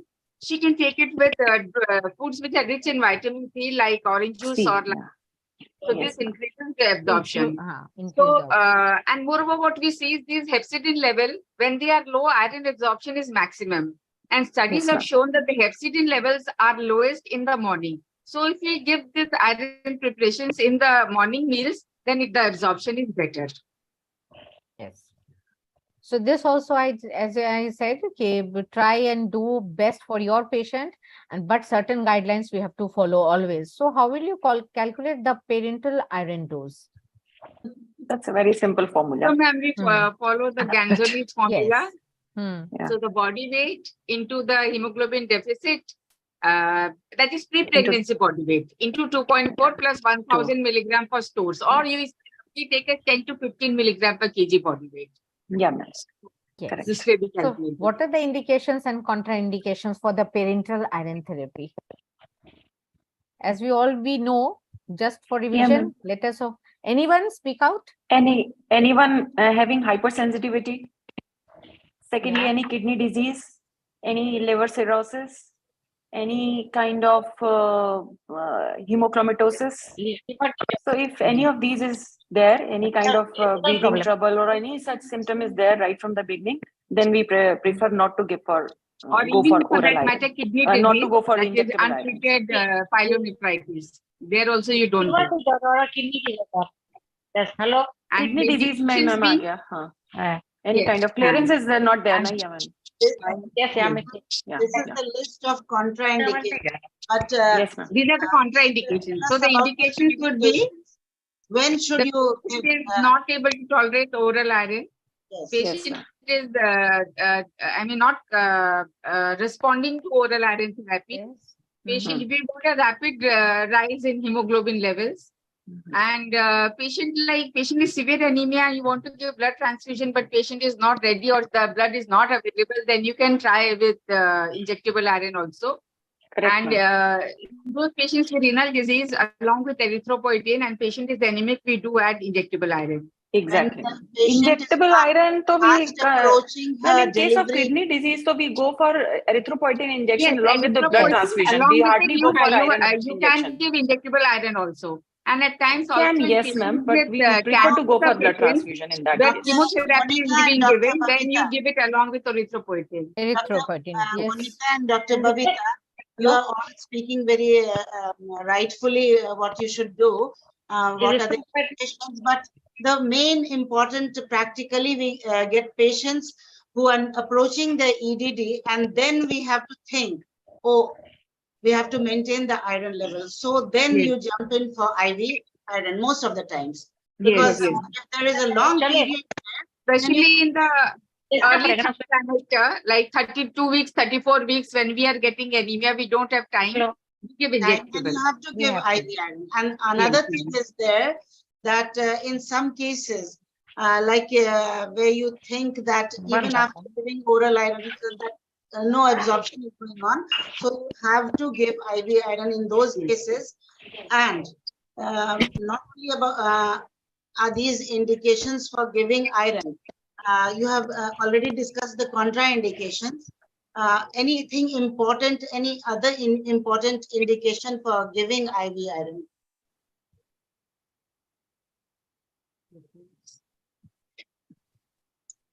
Is there any other indication? You have discussed 2 or 3 things, like just tell me that what is the level of hemoglobin which indicates that now you have to give IV iron. That you severe anemia, ma'am. In case No. of severe anemia. When will you give? Is it 9 gram and you will start IV iron, or is it No, 7, no. 5 or 7, 8? ma'am.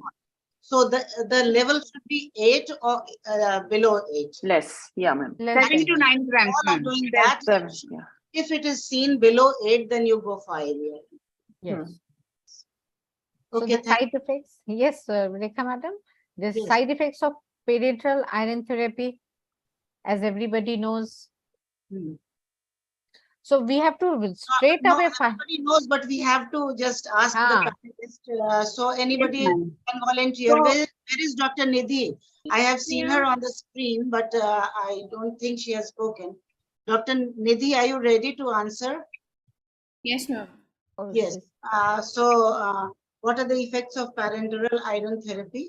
When the patients are given parenteral iron, they usually might complain of mild headache, mild chest pain, or mild signs and symptoms of increased congestion. Like they may complain कि बहुत गर्मी लग रही है, flushing हो रहा है, kind of these. Some patients may even complain of mild pelvic pain or abdomen pain. And very commonly that I see is almost 50% patients, they complain of nausea and vomiting. Apart from that, if parenteral iron shows an allergic type of reaction, then the patient may have signs and symptoms of allergy like spasm, urticaria, and sometimes breathlessness as well. So these are the listed side effects of IV iron, and since these things can happen, so it should be given under supervision, some sort of supervision. Otherwise, unsupervised IV iron is not good. So what are the advantages of different types of like injectable iron? Anybody can answer. Ma'am, am I audible? Yes. Dr. Devanjana? Yes. Am I audible, ma'am? Yes, ma'am. Yeah, iron sucrose, it is easily available, cheap. As for carboxymaltose, ferrous carboxymaltose, it can be used in high doses and also allows rapid administration. Also, a single dose of around 1000 mg diluted in 250 ml NS can be given over 15 minutes. Then it doesn't cross-react with the dextran antibodies, so test dose isn't required. Serum ferritin levels return to normal in about 3 weeks, and as also it has less toxicity compared to other iron preparations. So this is a comparative thing shown that iron sucrose has these advantages and iron carboxy maltose has these advantages. So most of us, in most of the cases, go for the cheap version. But if the patient is really requires infusion in a short period of time, then you go for carboxy maltose, or the patient affords, or the patient can stay back then. So in the rural settings, the first one is better, and in the urban settings, the second one is better. But of course, in the iron sucrose, since there can be more of reaction, a test dose is required. So the first time when you infuse, it should be strictly under supervision in a nursing home or in a clinic. And in the second one, you can allow, okay, go to the periphery in the PHC or somewhere you can take it. So these are the patterns on which we are practically working every day. So what are the indications of erythropoietin injection? Yeah, you want to ask, Madam Kalyanidhi, you want to? Yeah, it should be given in chronic kidney disease, grade 3, 4, and 5. Erythropoietin is produced by the paracortical cells of the kidney, and it is directly sensitive to the SpO2 level. So SpO2 level is low, then erythropoietin will be produced more, and it will send signal to the bone marrow to produce more and more RBC. So only in chronic CKD 3 and 5 it is given, or also in cases of chemotherapy induced anemia. Yes. Also antiviral. Yeah, antiviral therapy. Fludarabine is given anemia because of antiviral therapy also. And so, as we discussed earlier also, what are the indications of blood transfusion? Little bit of it has been discussed, and anyone can take up this question. What are the indications directly? Usually we avoid blood transfusion, but what are the real indications that we need to transfuse blood? When first of all, there is no time for oral or injectable iron to act. Yes. So we are nearing Then term. severe We anemia don't have in any all other stages option. of pregnancy, ma'am. And if the patient Ma'am, is severe anemia. in less than 7 grams, less than 5 grams in any stage of pregnancy. Yeah.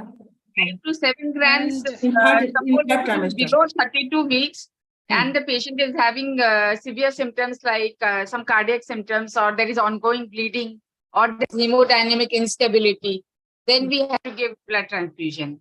After 36 weeks, like even if in the absence of these symptoms, we do give blood transfusion in these patients.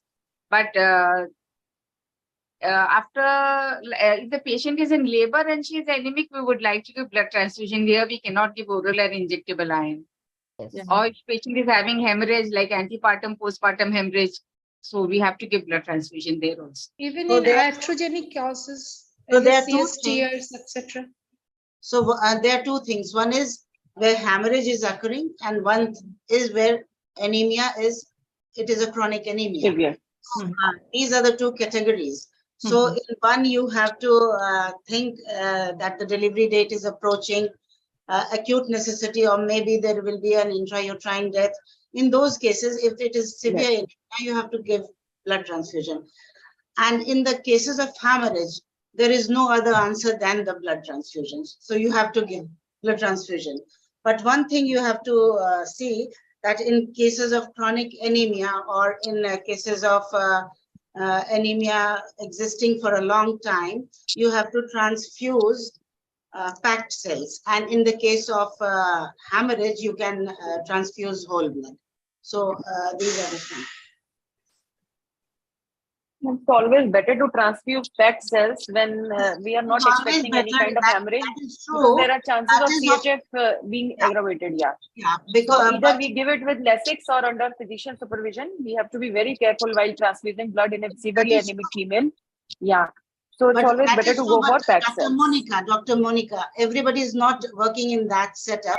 Plus, Exactly, ma'am. Exactly. like many places, they are not having component. So you have to just think what you have to do. Then we have to omit the upper wala part, jo blood kaake chhod diya. That is why I said packed cells, because you And just we have to omit the omit the serum. serum part. But Yes, ma'am. always, if you don't give the serum part, it is better, because then less amount of reactions are going to occur. So Yes, that ma'am. is the main thing. And sometimes some physicians, they prefer giving it because they think that there are some you need some factors which is present in the serum. Yes, ma'am. There is a dictum now. Now you have to give like when you give packed cells, you have to give plus platelets. You have to give serum in a certain ratio. That is there. But still, we want to transfuse only packed cell when it comes to us. Where we want to place it. With packed cell, you are at more peace. You are at Yes, more ma'am. Yes, ma'am. And what are the precautions you will take in conducting delivery of an anemic patient? Dr. Cut short, Kalyani second madam. stage. Yeah. Kalyani madam, आप बताइए. We will avoid the blood loss. We will go for the Yes. minimum blood loss. Yes, And we won't overload the patient with fluid, either crystalloids or the colloids. So there should be oxygen supplementation, or we do the continuous monitoring with the monitor, and cut short second stage of labor by vacuum or forceps, depends upon the gravity of the patient. If the patient is primary, then we may go for the vacuum or forceps. But if the patient is multi, she will deliver automatically more easily. And we should give methods. Yeah, blood should be ready, and if we have to give the Lasix, we will keep Lasix ready. And also, I will suggest one more thing. If the patient is chronically anemic, then we should have a chest X-ray. It is better because so many times the patient is having cardiomegaly, big heart. So in that case, we have to be very careful. If it is a patient of chronic anemia, we should go for it. We should think of a chest X-ray also, because I have seen the cases of cardiomegaly. Yes, Dr. Monica, you wanted to say something? Chest X-ray in pregnancy, bit tricky. It is a case Bit of chronic tricky. anemia. Yeah. Seen cases. I got this chest X-ray done. It was Ma'am, better to refer the patient to physician once and get an opinion. Why to play in all? No, we will Yeah. send the physician if she is having some breathlessness. If she is having breathlessness, it means she is having. Correct, ma'am. But in that case, better to have a physician reference. In cases of chronic anemia, I am just stressing, you should think of cardiomegaly also without any other. Exactly. Ma'am, ECG करा सकते हैं, echo करा सकते हैं. That would be better, I think, and that comes under pre-op investigations anyway. We get it done. हम लोग जल्दी physician को रेफर करते नहीं है, बात तो ये भी है. सीधे आती है. Actually, we should take as much help as possible in managing such cases. It's always better to be safe rather than to be but in risky situations. Patient comes directly. Yes, Kalyani ma'am is right, because there should be a good team, ma'am. It's very difficult to make a good team in the periphery. Whom you will Ma'am, have... husband होना चाहिए physician. So those are not the criteria to manage a case of anemia now. Pediatrician भी बहुत helpful होते हैं, surgeon भी होते हैं. Pediatrician anesthetic सब मतलब आप physician को एकदम focus नहीं कर सकते. husband और कई boyfriends चाहिए. नहीं. See, just to interrupt, I will tell you.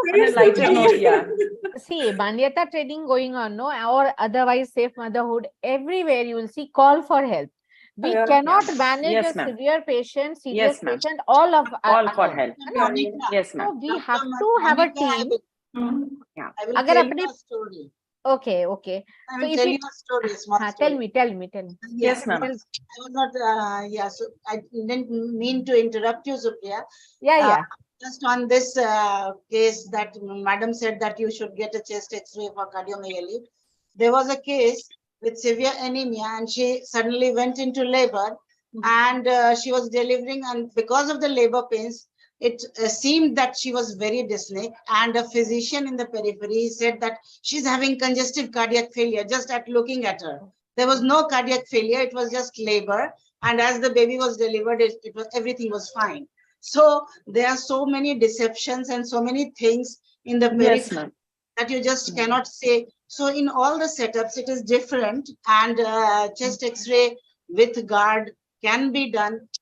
in cases in places where the echo is not available or something. But if any sort of you have like any indication that there may be a heart failure or something, then you should just investigate somehow or the other. So everybody is right, like Kalyani madam in her setup is right, and Monica in her setup is right, that yes, of course, we should delegate the things to the physician. So now let us proceed, Supriya. Yes, yes. Continuous. Over to you, madam. Rekha madam, you started this case. So case 2, the primary patient referred to a tertiary center at 32 weeks gestation with a hemoglobin of 7 gram, no improvement after 2 courses of parenteral iron therapy. We have, I think, already discussed this, but again, Dr. Nidhi or Dr. Devanjana. Ma'am, the investigations will go for serum ferritin, and maybe we'll go for iron studies, electrophoresis, reticulocyst counts, and peripheral smear is very important in the context that we can look for all those sickle cell anemia, spherocytosis, abnormal cells, malaria, those things we can do in a peripheral smear. And history is also very important. History is always important. Yeah. Yeah. Also, folate and B12 assay, because sometimes they coexist with iron deficiency anemia. We do not get response. Yeah. But before giving iron, parental iron, they must have done an iron study, ma'am. They can't, I mean, they mustn't have given like that only, no? So, should we proceed to the treatment, or anybody wants to speak out anything more? Does anybody want to add something to this? Like this was the case. She comes at a tertiary center at 32 weeks with hemoglobin of 7 gram, no improvement after 2 courses of parenteral iron. And you said that serum ferritin, iron studies, reticulocyte count, and electrophoresis, peripheral smear for malaria, all this has been done. So what will be the treatment? Blood transfusion. Blood transfusion has to be given. Can I speak one line, please?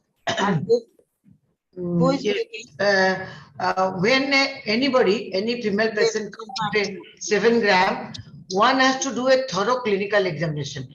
Don't forget to see this channel tenderness. Don't forget to do this splenomegaly and hepatomegaly. Don't forget to see for anemia. And all history you have told, I have listened everything you have told. But nowadays people are missing the clinical. They're only depending on the investigations. And we do HPLC for less than 7, peripheral count smear for everybody, and the total morphology, and take the history. Already you have mentioned, and don't try to forget the clinical finding, because 7 gram is severe, and you have to also look for leukemia, peripheral smear count, and other things what you have told. So splenomegaly, malaria, and every pregnant patient, especially in our place, in a remote area, one has to do for MP-ICT what you have told. Long, big spleen and liver, they are coming with chronic anemia. 3 gram, 4 gram patients are coming. So that should not be in India. And we are all slogan is that anemia Mukt Bharat. So now proceed. Thank you. No, if the patient is resistant to the iron therapy, then we must rule out the other forms of anemia, like thalassemia or this sickle cell anemia, and the iron overload also. If there is iron, this iron profile is a must, because if there is no iron deficiency anemia, then we will have to treat her very carefully, because we can't overload her again with iron. Although the blood transfusion is mandatory, blood transfusion is must. Yes, ma'am. No, iron load always you have to see if you're suspecting thalassemia and also sickle cell, because that will determine the ferritin level, will guide you whether it's a really iron deficiency anemia or it is due to some other things. And we are doing HPLC also. So when sickle you and thalassemia, you have to decide whether you are loading or not loading. But most of the patient in pregnancy is a dimorphic anemia, iron deficiency and maturity, folic acid deficiency. And most of them are nutritional. Till then, severe anemia below 7 and 8, one has to do all investigation, peripheral count, sickling ruling, everything, then you try your treatment. As Madam has told, I cannot load the patient with a lot of, I don't know, it is detrimental for the patient. And in few cases, you are seeing the type of anemia by the size, MCSC and microcytic or not, what is the volume, that also you have to see. So, ma'am, before starting parenteral iron, we should always do a serum ferritin and rule out, no? Exactly, ma'am. So why 2 courses were given without doing all these things? Serum ferritin is costly. Is it available in all hospitals? So serum ferritin is done in certain case. Iron injection by government and by WHO is given because mostly it is not symptomatic or anything. Most of them you take as nutritional, 9 gram, 8 gram or like that, depending on the gestational period. Iron is safely now given in peripheral hospital and hospital along with a WHO protocol, along with the deworming agent. So clinically you have to evaluate severe degree anemia and do the investigation. Even without serum iron, you can also give iron injection. What I think. So, but it's up to you. The patient has come from a smaller place to a bigger place. This IV iron has already been tried and 2 courses has been given and still there is no response. Then she comes to the tertiary care center and there these studies are done so as to determine actually what is the root cause and now how we should proceed. So just initially you give a blood transfusion, then study the patient whether it is a hemoglobinopathy or not, and then proceed. So that was it. So we have another 10 minutes left. So Rekha madam, about the ANC counseling, just ask. ANC counseling, yes. So what is the counseling that should be done in the first, second and third trimesters? Is it about the same patient? Sorry, Yes. ma'am. So general or same, you can just ask all the panelists. General counseling we're talking about. So what will be the counseling during the ANC period? Ma'am, first of all, the dietary advice has to be given. No. If it is, we are asking ANC counseling in these patients. If the patient is found to have thalassemia or hemoglobinopathies, what has to be The husband has to be investigated, ma'am. The husband has to be investigated.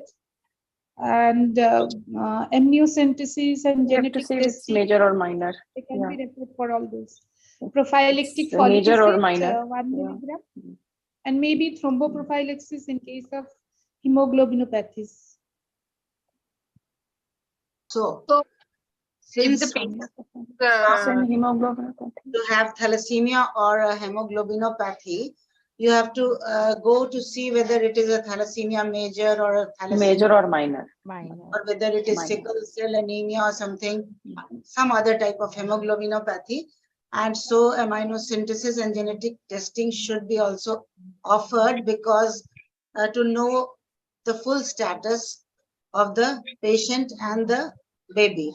And the prophylactic folic acid should be given and penicillin prophylaxis and thromboprophylaxis in the case of hemoglobinopathies so that the patient is steered clear from these coagulation problems.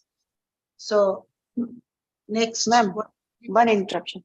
Ma'am, if it is found to be thalassemia major, why would we ask the patient to continue with the pregnancy? We would always like to diagnose the thalassemia major in first trimester of pregnancy by doing the HPLC, and we would like the patient to abort the child. Why would she carry such a child who is not going to live long? According to the question, the patient has arrived at 32 weeks. Yeah, 32 weeks, ma'am, we don't have any other option except for the, yeah, ma'am. That is it. So, but nowadays we all do HPLC in the first We are trimester. unaware of hemoglobinopathies, not only in the periphery, but in the medical colleges also. In our medical college at Bhagalpur, there is still no electrophoresis. So we patients are not actually, we don't know the status of the patient and whether hemoglobinopathy is there or not. So that is a thalassemia major patient will have dealt with a lot of things before reaching 32 weeks of pregnancy. that is true. But still not be unknown to her. So we have to assume that she doesn't know that it's a thalassemia. Thalassemia major will have to deal with many things before reaching 32 weeks pregnancy. Yeah, very different. It's impossible that she'll reach 32 weeks without knowing that she's Yes. Correct. Yeah. So now coming to the case 3, Rekha madam, you can continue. Which of the following is a possible cause of anemia in chronic kidney disease patients in pregnancy? No erythropoietin. In Yes. This is the main reason behind this. Yeah. So that is why injectable is given in these cases. Yes, so how renal diseases cause anemia? What is the process? How it when kidney there's disease in the kidney, how does it cause anemia? So this is also a very important thing. So whatever you give to them, they don't improve. So why? Erythropoietin injection has to be supplemented along with. There are so many reasons. So this is a form normocytic normochromic anemia. The erythropoietin is synthesized less in amount because due to the kidney damage. In normal patients, the erythropoietin level in cases of anemia is 10 to 100 times higher than the in cases of kidney disease. So there is a less absorption from the gut, and also there might be some bleeding from the during dialysis, or maybe some and there may be dietary deficiency, and also there is a role of inflammation. All these factors, they lead to the anemia in the case of the chronic renal disease. Yes. Anything more to add by any panelist? Nothing. Nothing. There is increased hepcidin level in cases of the chronic, because this hepcidin is not neutralized by the kidney. So this increased level also hampers with the iron absorptions, and so there is anemia, chronic anemia. There is anemia in the chronic kidney disease. Hepcidin also increased hepcidin level. Now, how do you treat this patient? Erythropoietin injection along with the blood transfusion. Or the erythropoietin. Yes. Injectable iron, ma'am.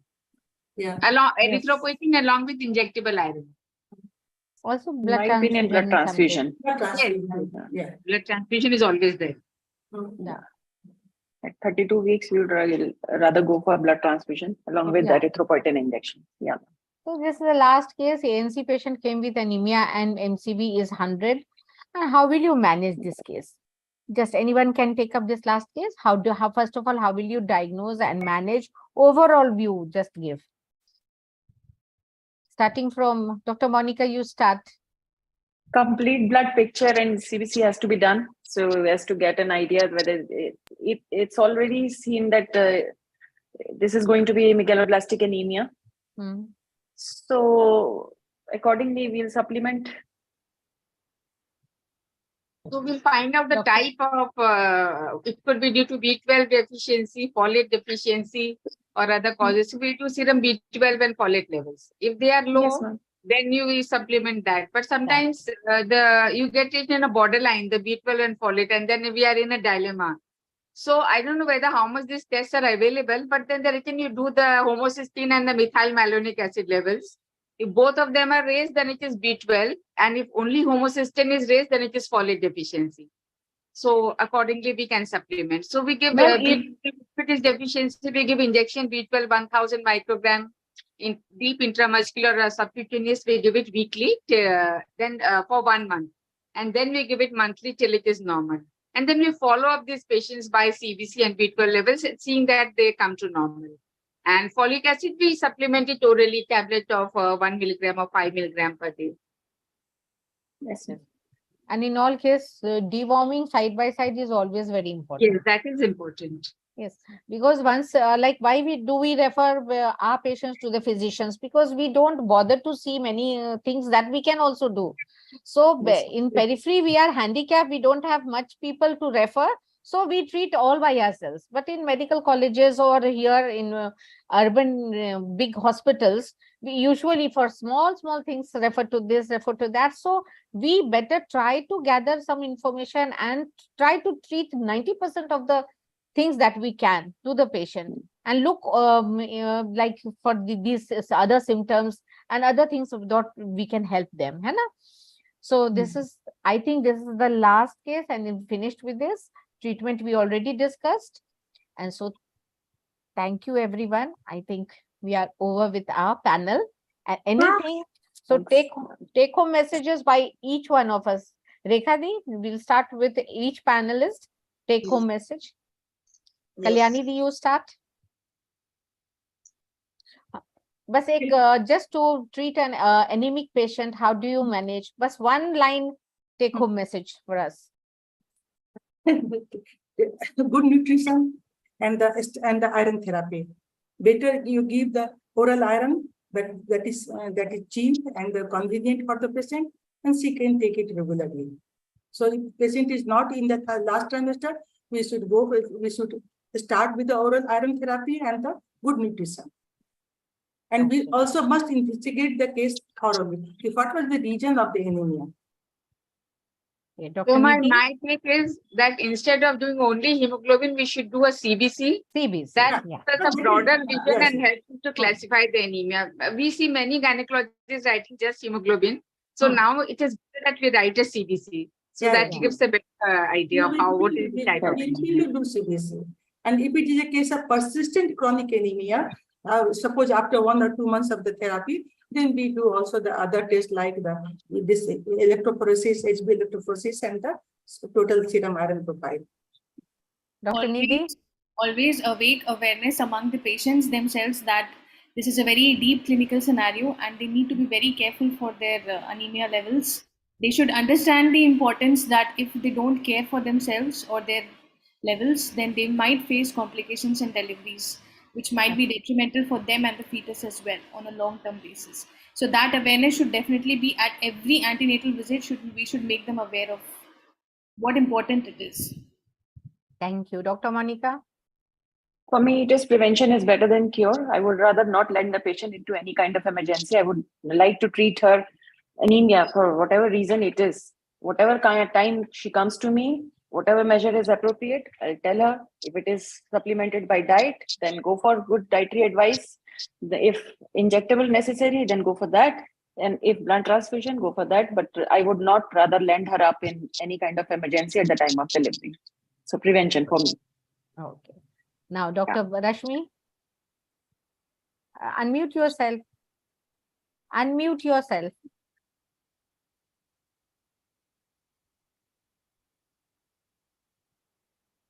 Till then, Dr. Babita.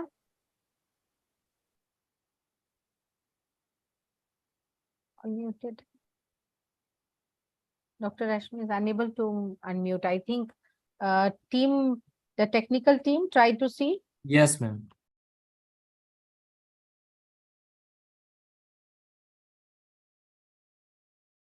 So finally, actually, Rashmi, ma'am, I have sent you the notification. Just click on that.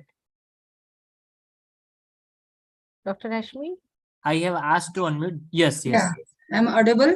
Yes. Proper Yes, counseling, investigation, and treatment all are required in combined way. This is the take-home message. Thank you.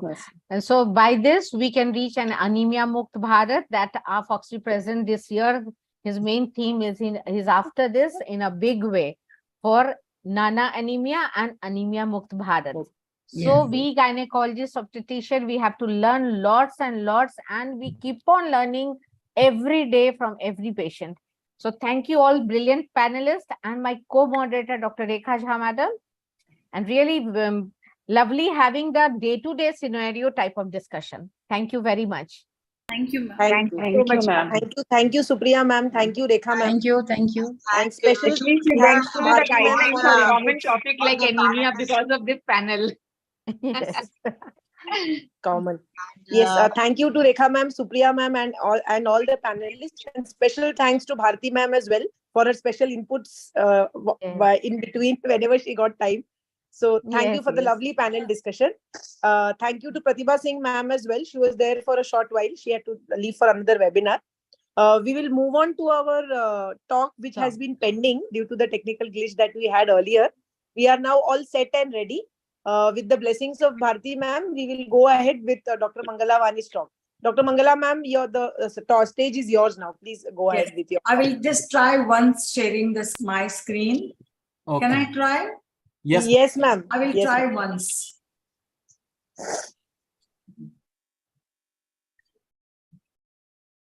Can you see now? Yes, ma'am. Just make it full screen. Wow. Seen, ma'am. We can see it now. Great. Okay, so Yes, perfect. thank you so much. So trying can do anything. Now we are seeing the moon landing. Yeah. So it is possible. So she has landed. Yes, Yes, I tried different way and it happened. But that's fine. Wonderful panel discussion. Actually, I enjoyed to learn more things about anemia. You know, even breastfeeding prevents anemia in mother as well as in baby. Because it prevents the postpartum hemorrhage and the bleeding after delivery. And there is a better absorption of the iron in the baby with the breast milk. So it is just the amazing stuff. So if you see India, you know, we're supposed to think that breastfeeding is friendly, our country is. But if you see the figures, you know, the results of inadequate breastfeeding, it is just astonishing. More than 1 lakh babies, 34 lakhs diarrhea, more than 24 lakhs pneumonia, 40,000 cases of obesity in children, the breast cancer nearly 8,000, ovarian cancers, the diabetes in the mothers. We can prevent so many things. And see, per annum, our India, this costs 875 crores. So it has a huge financial impact. This is a World Breastfeeding Trend and India 2018.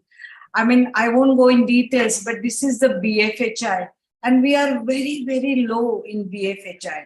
Now, BFHI is Baby Friendly Hospital Initiative. Now, this was the extension of our World Breastfeeding Week. And the objective is just to bring awareness about the breastfeeding. And the Fogsi is doing amazing now. There is so much awareness everywhere in all states, every single hospital now breastfeeding activities going on. So first 1,000 days, the most important. And if the baby does not get proper nutrition, the effects are damaging and permanent. They are irreversible. And it goes across generation. You know, the most important benefit of the breastfeeding is baby's brain development. The baby's IQ is higher. Now, I won't go into this, but if you see the research, the anthropologists, they have previously speculated that the natural age of the weaning is between 4 to 7, based on behavior of the other primates. And fossilized teeth reveals early humans breastfed for around 6 years. Now the WHO recommends the breastfeeding is minimum 2 years. That is still the baby's second birthday. And many of the health professionals, even they say, 2 years, that is too much.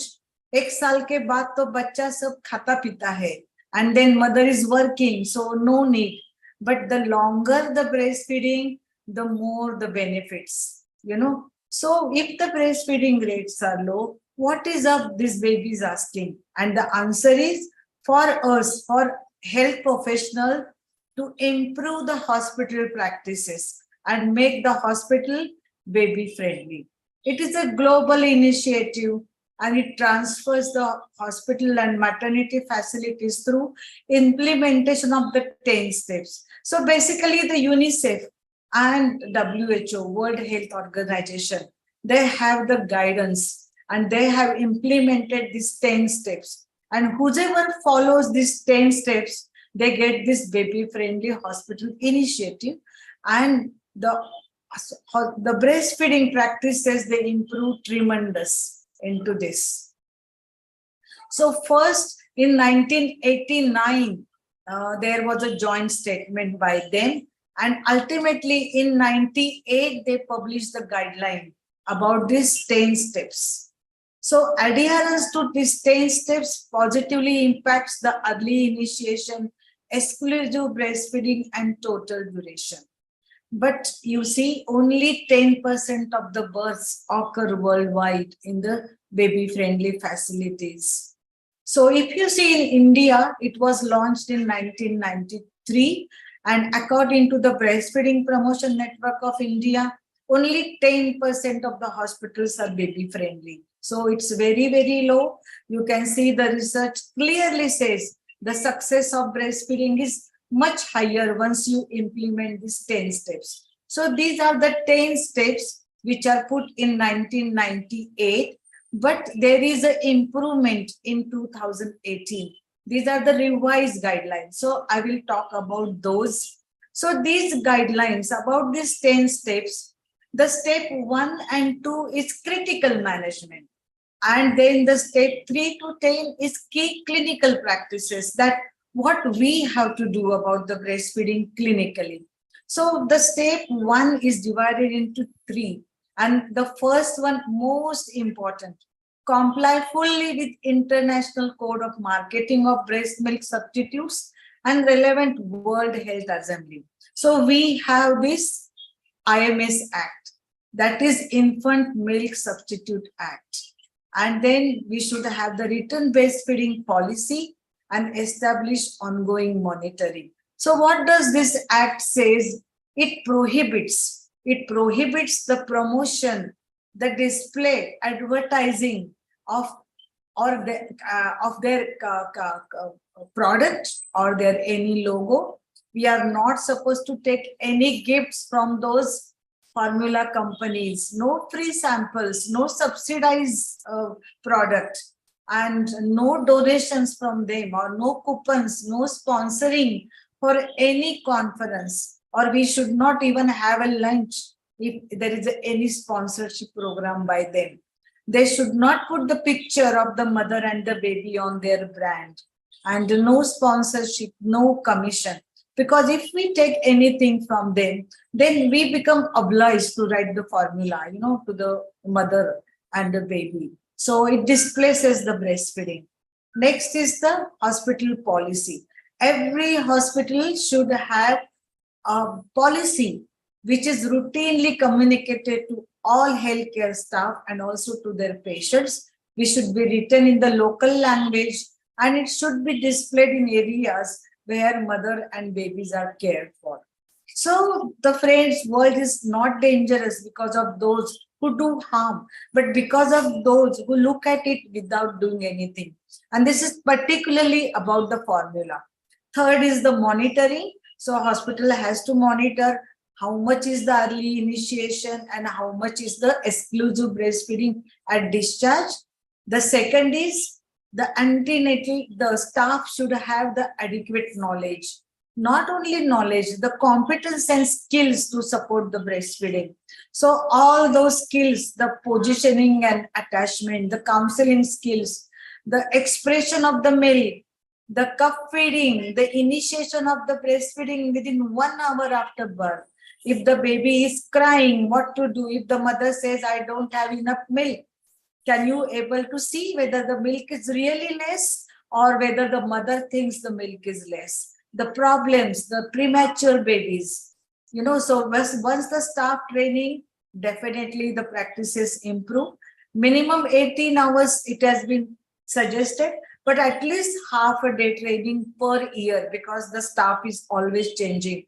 And these are the key clinical practices. So the third is importance of antenatal breastfeeding class. We have to discuss the importance and the management of breastfeeding with the pregnant women. We have to prepare them. We can't tell them after delivery.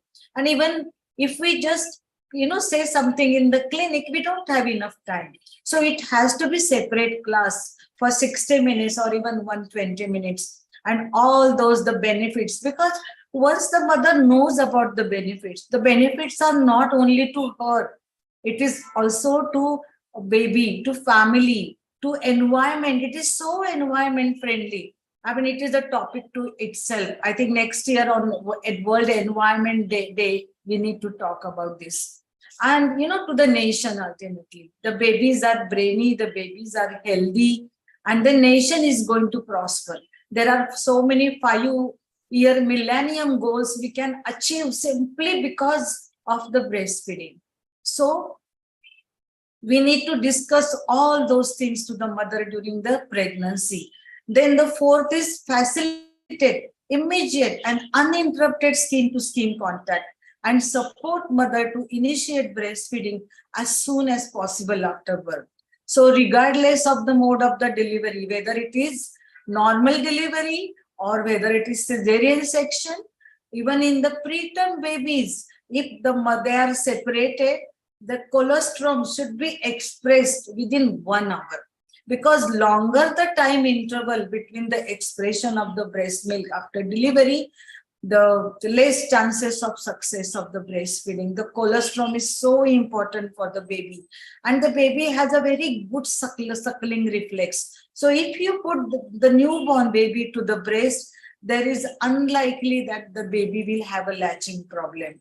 The next step is we have to support the mother to initiate and maintain breastfeeding and manage the common breastfeeding difficulties. So that is why the staff has to have the skill.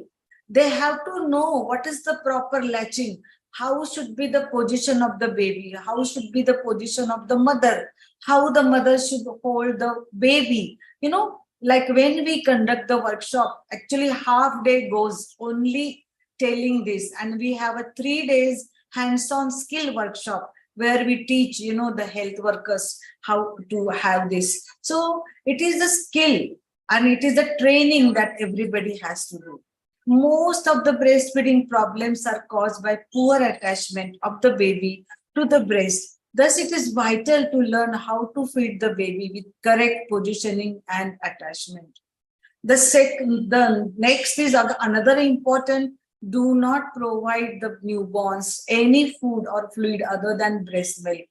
And this is the most problem, because initially the colostrum is a very small in amount, sometimes few drops or 1 spoon maybe.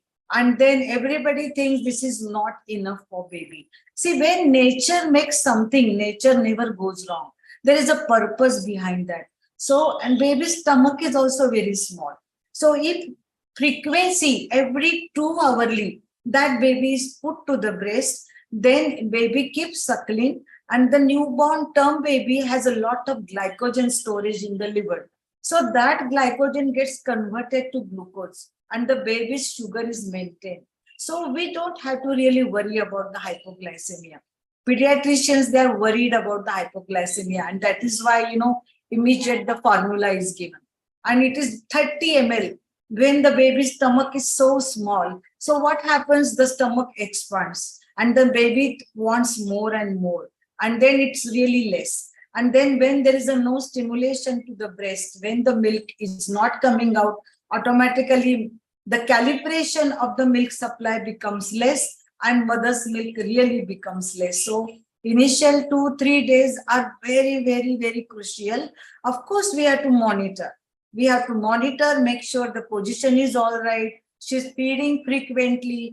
We have to monitor how her urines are, how is the stool, how is the weight, because the baby should not lose more than 7 to 8% of the weight while in the first week of the life.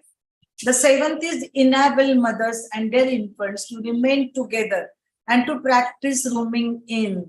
Means the mother and the baby should be same room, not only same room, sometimes we say bedding in, means close by, so that the mother can recognize the early cues. Whenever we ask anybody, how do you know baby is hungry, they say crying. But the crying is the last cue, and by that time the baby is very irritable and the baby even may not latch properly. So early cues we have to teach them, and so that then the mother feeds frequently, effectively, and there should be no restriction between their contact. Even the baby is separated. If baby is in NICU, mother should be allowed frequently to go to NICU. In fact, we recommend there should be beds in the NICU campus where mother can rest, so that, she can frequently express or breastfeed or give kangaroo care. Support mothers to recognize and respond to the infant's cues feeding. That is what we discuss. The next step, the 9th step, is counsel mothers on the use and the risk of feeding bottles, treats, and pacifiers.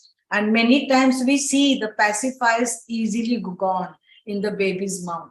Or sometimes they take that nipple shield, put into baby's mouth, and put the formula with the dropper inside.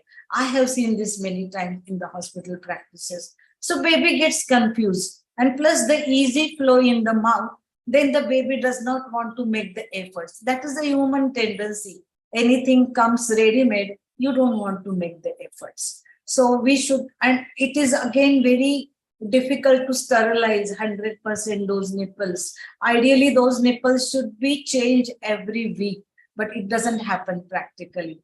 And the babies, the express milk, babies can take nicely with the spoon or directly by the cup. We actually do this training about even cup feeding, how to feed the baby with the cup. And it is, amazingly, the milk is not spilled and the baby takes nicely. The last step, coordinate discharge so that parents and their infants have timely access to ongoing support. Now, when this mother goes home and if she has a breastfeeding difficulty, she doesn't know where to go. Does she have to go to obstetrician? Does she have to go to pediatrician or general practitioner? And who are they skilled? It is very important that everybody has the knowledge, everybody has the skills. And so that is why now the lactation consultants are coming into more picture. So they play a very important role in the hospital as well as in the community. So there are mother support groups, mother-to-mother support group. In Pune, we have a nice mother-to-mother support group where the mothers come together, and they see each other breastfeeding. They give tips to each other, and it really, really helps them. Because nowadays with the nuclear families, so many mothers haven't seen even anybody breastfeeding. If something which we haven't seen, how we expect that we will do? So this mother-to-mother support group really helps. The lactation clinics, again, very, very important role. And even the new BFHI, that this BFHI practices should be adopted in the NICU. So the attitude of the staff has to change. And if the baby is unable to breastfeed, feeding with exclusive breast milk, or the second option is the donor human milk. So every hospital is expected to have a human milk bank. And if unavailable, then only infant formula is the option. And then appropriate feeding methods and use of bottles and teats negatively affect the breastfeeding in preterm babies. So it is a cup or tube feeding, very, very important. So on behalf of BPNI Maharashtra, we do this baby-friendly certification. We give training to the hospitals and we assess the hospitals. We give them some time to improve their practices and we give the certification. Another thing we do is this IBCLC training. What is IBCLC? It is International Board Certified Lactation Consultant. This is the master's degree in breastfeeding, 1-year program, and that training we give. So just yesterday, I finished this year's course at the Bharati Vidyapit Medical College, and we had 90 students from all over India. So that is how the knowledge will spread, and each hospital will have somebody specialized, in the breastfeeding. So friends, conclusion, the role of health professional in IYCN, that is infant and young child nutrition, is very important. By having knowledge and skills, we can help mothers to breastfeed successfully is so important. Not just little feeding, little formula, just 3 months breastfeeding, then completely formula. Or when mother goes to work, she stops breastfeeding. When she gets upset, she stops breastfeeding. When she gets, lots of problems. So she can cross all the barriers. Even we now induce the lactation in case of surrogacy, where mother is not pregnant, she has not delivered the baby, still she can breastfeed. So the science has advanced. So, we should make use of that. And we had to, I think every mother and a child have a right to breastfeed. And the BFHI certification definitely improves the breastfeeding. Thank you so much. Thank you, Dr. Mangala, for such a nice demonstration of so much of importance in all breastfeeding. So many new things also I have learned from you. One is that you told to continue breastfeeding to 6 to 7 years.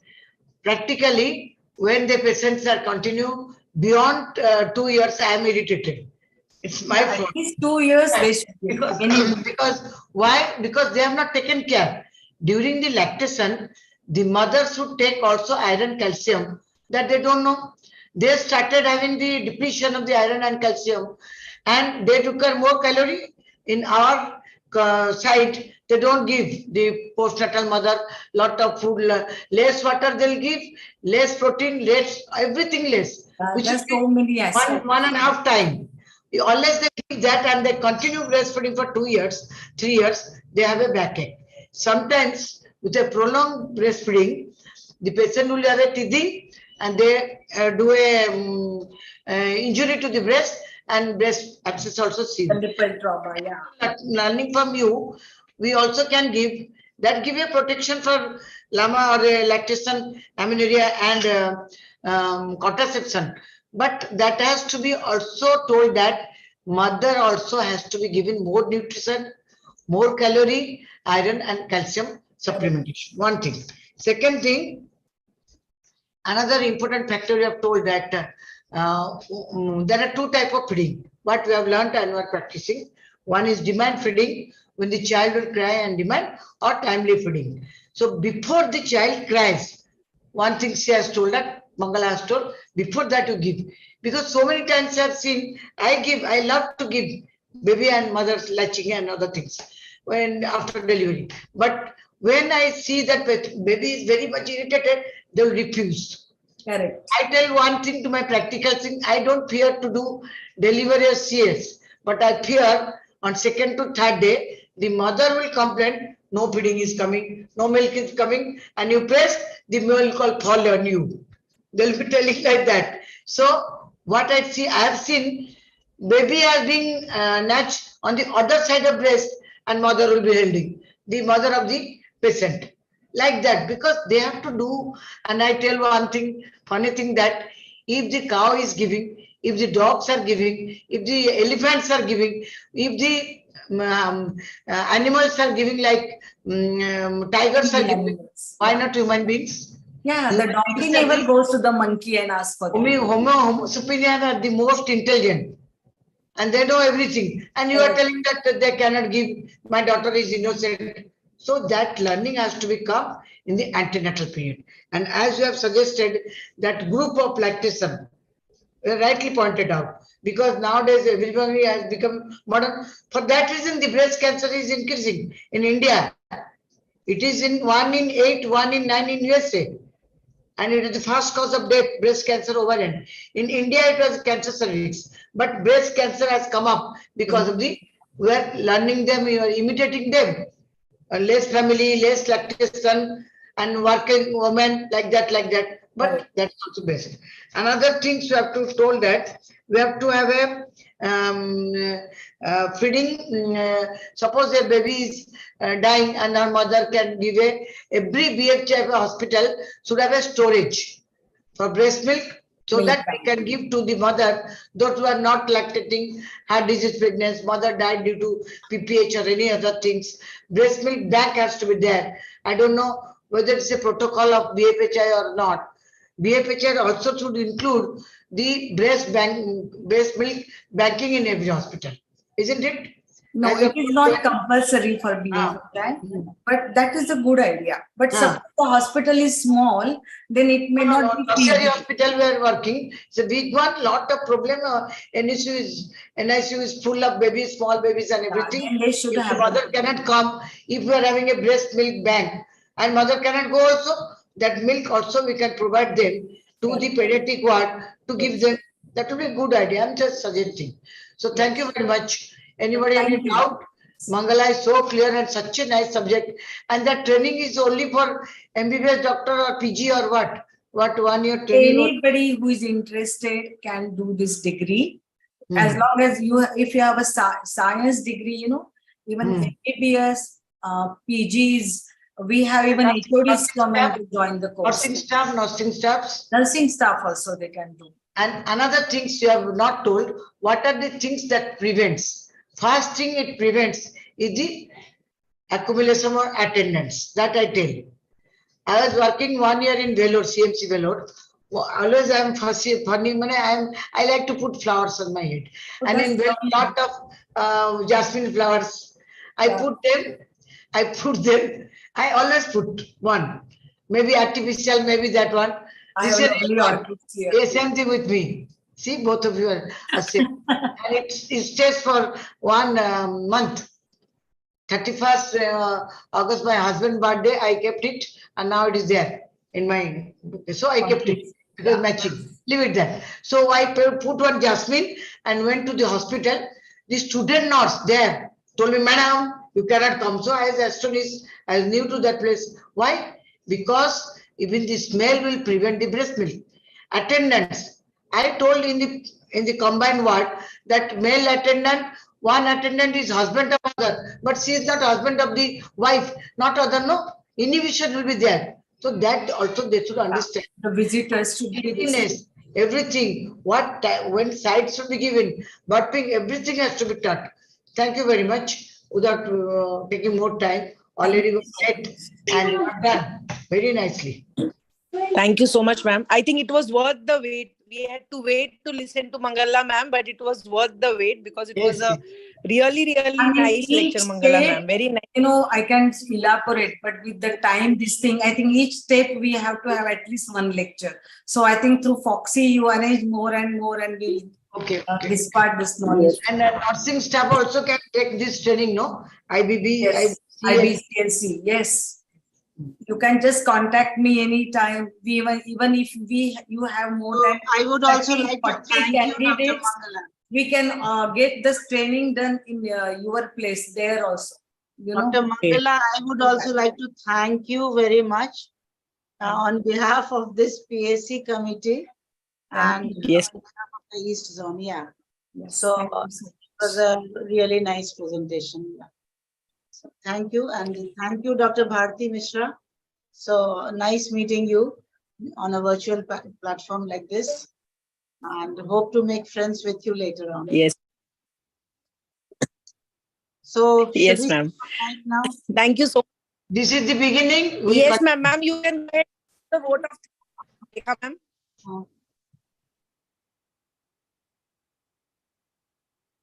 So we are Bharti, ending. ma'am, you are mute. Okay. So this is the Yes, end. ma'am. We I are thought done almost. any other talk is there. So okay. So I No, ma'am. enjoyed. There were 2 talks and 1 panel. Really, these are the route which we should discuss. We are discussing about IVF, laparoscopy and everything. Breastfeeding, anemia should be discussed more frequently, which is more practical, which is necessary for the good mother. And for anemia Mukh Bharat, I have done in 6 to 7 times in different places the hemoglobin estimation, and you will be astonished in the higher community also, business group, 20% were anemic. Yeah, female. even higher class also. Because of the food burdism. Just Because we don't awareness. know the quality of the food, what type we take. So nowadays, also I'm advertising the sprouts and also chotua, all the powder mixed and given. In your side is more, in Patna, isn't it? Patna, everything more people are there. So in that side, chotua is very nutritious. It is a poor woman proteins, isn't it? Why we Yes, give ma'am. protein powder? Why not natural government supply? Isn't it? Hats up to the government who is supplying egg, iron and also the powdered grains, isn't it? Right, ma'am. Thank you so much, ma'am. Rekha, ma'am, would you like to give the vote of thanks, ma'am? We are at the end of the Maybe webinar. Satabdi, thank you very much. Satabdi, ma'am. Yes. Please take a screenshot and send, because it is required put to it on my the group. academic group. Okay. Surely, ma'am. Surely, ma'am. Our technical team will be having pictures. We'll share them, ma'am. Definitely. Bye to everybody. Rekha. Yes. So on behalf of the Public Awareness Committee, I thank the office bearers of Fogsi, Dr. Pai, Dr. Madhuri Patel, Dr. Alka Pandey, Priyankur Rai, and Dr. Kalyan for bringing this platform for the East Zone. And I would like to thank Dr. Pragya, Dr. Shyamal Seth, and I would like to thank our speakers today, Dr. Mangala and Dr. Apurva Datta, and all the chairpersons, and especially Dr. Bharti Mishra, who has been with us till the end. And I would like to thank Dr. Supriya Jaiswal, who took all the pains to prepare a panel on anemia. I was just added into it in the last moment. I have done nothing. She has done everything about it. And so thank you, Dr. Supriya, very much. And especially a special thank you, Dr. Kalyani Singh. She, being a senior person, she was very good as a panelist. And Dr. Monica, Dr. Rashmi, and Dr. Devanjana, and Dr. Nidhi, and one more panelist, I don't recall the name, Rashmi, Dr. Rashmi. They were all very good. We had a very healthy and forget the Corona group. Yeah. Yes, in Corona the last group, the host. and the Thank you, Corona, ma'am. they have become a family through these webinars. They are almost a family with us, and they have been conducting all these webinars very efficiently. And I would like to thank Dr. Priyankur and Dr. Indranil, who have been always there, off and on, according to their engagements. They have been coming to the webinars on the virtual platforms, and everything has been going very smoothly. And we are very happy to conclude it in a nice way. And Dr. Mangala, you were excellent. In the end, I would like to thank you once again. So thank you. And in the end, Satabdi, she has been the best coordinator. She has been doing it effortlessly throughout in all the meetings, in all the PSC activities. And we missed Dr. Monica today. So thank you, everybody. Thank you very much. Okay. So bye and good night. Good night, ma'am. Good night, everyone. We'll see you all. Thank you, ma'am. Thank you, Abhishek. Thank you, ma'am. Thank you, everyone. Dr. Supriya here. Dr. Satabdi, lots of thanks to you. Thank you, ma'am. Thank you, Supriya, ma'am, for patiently conducting the panel, ma'am. Thank you so much. And Thank you. Rekha, ma'am, thank you so much for appreciating me. Thank you so much. And Team Corona Remedy.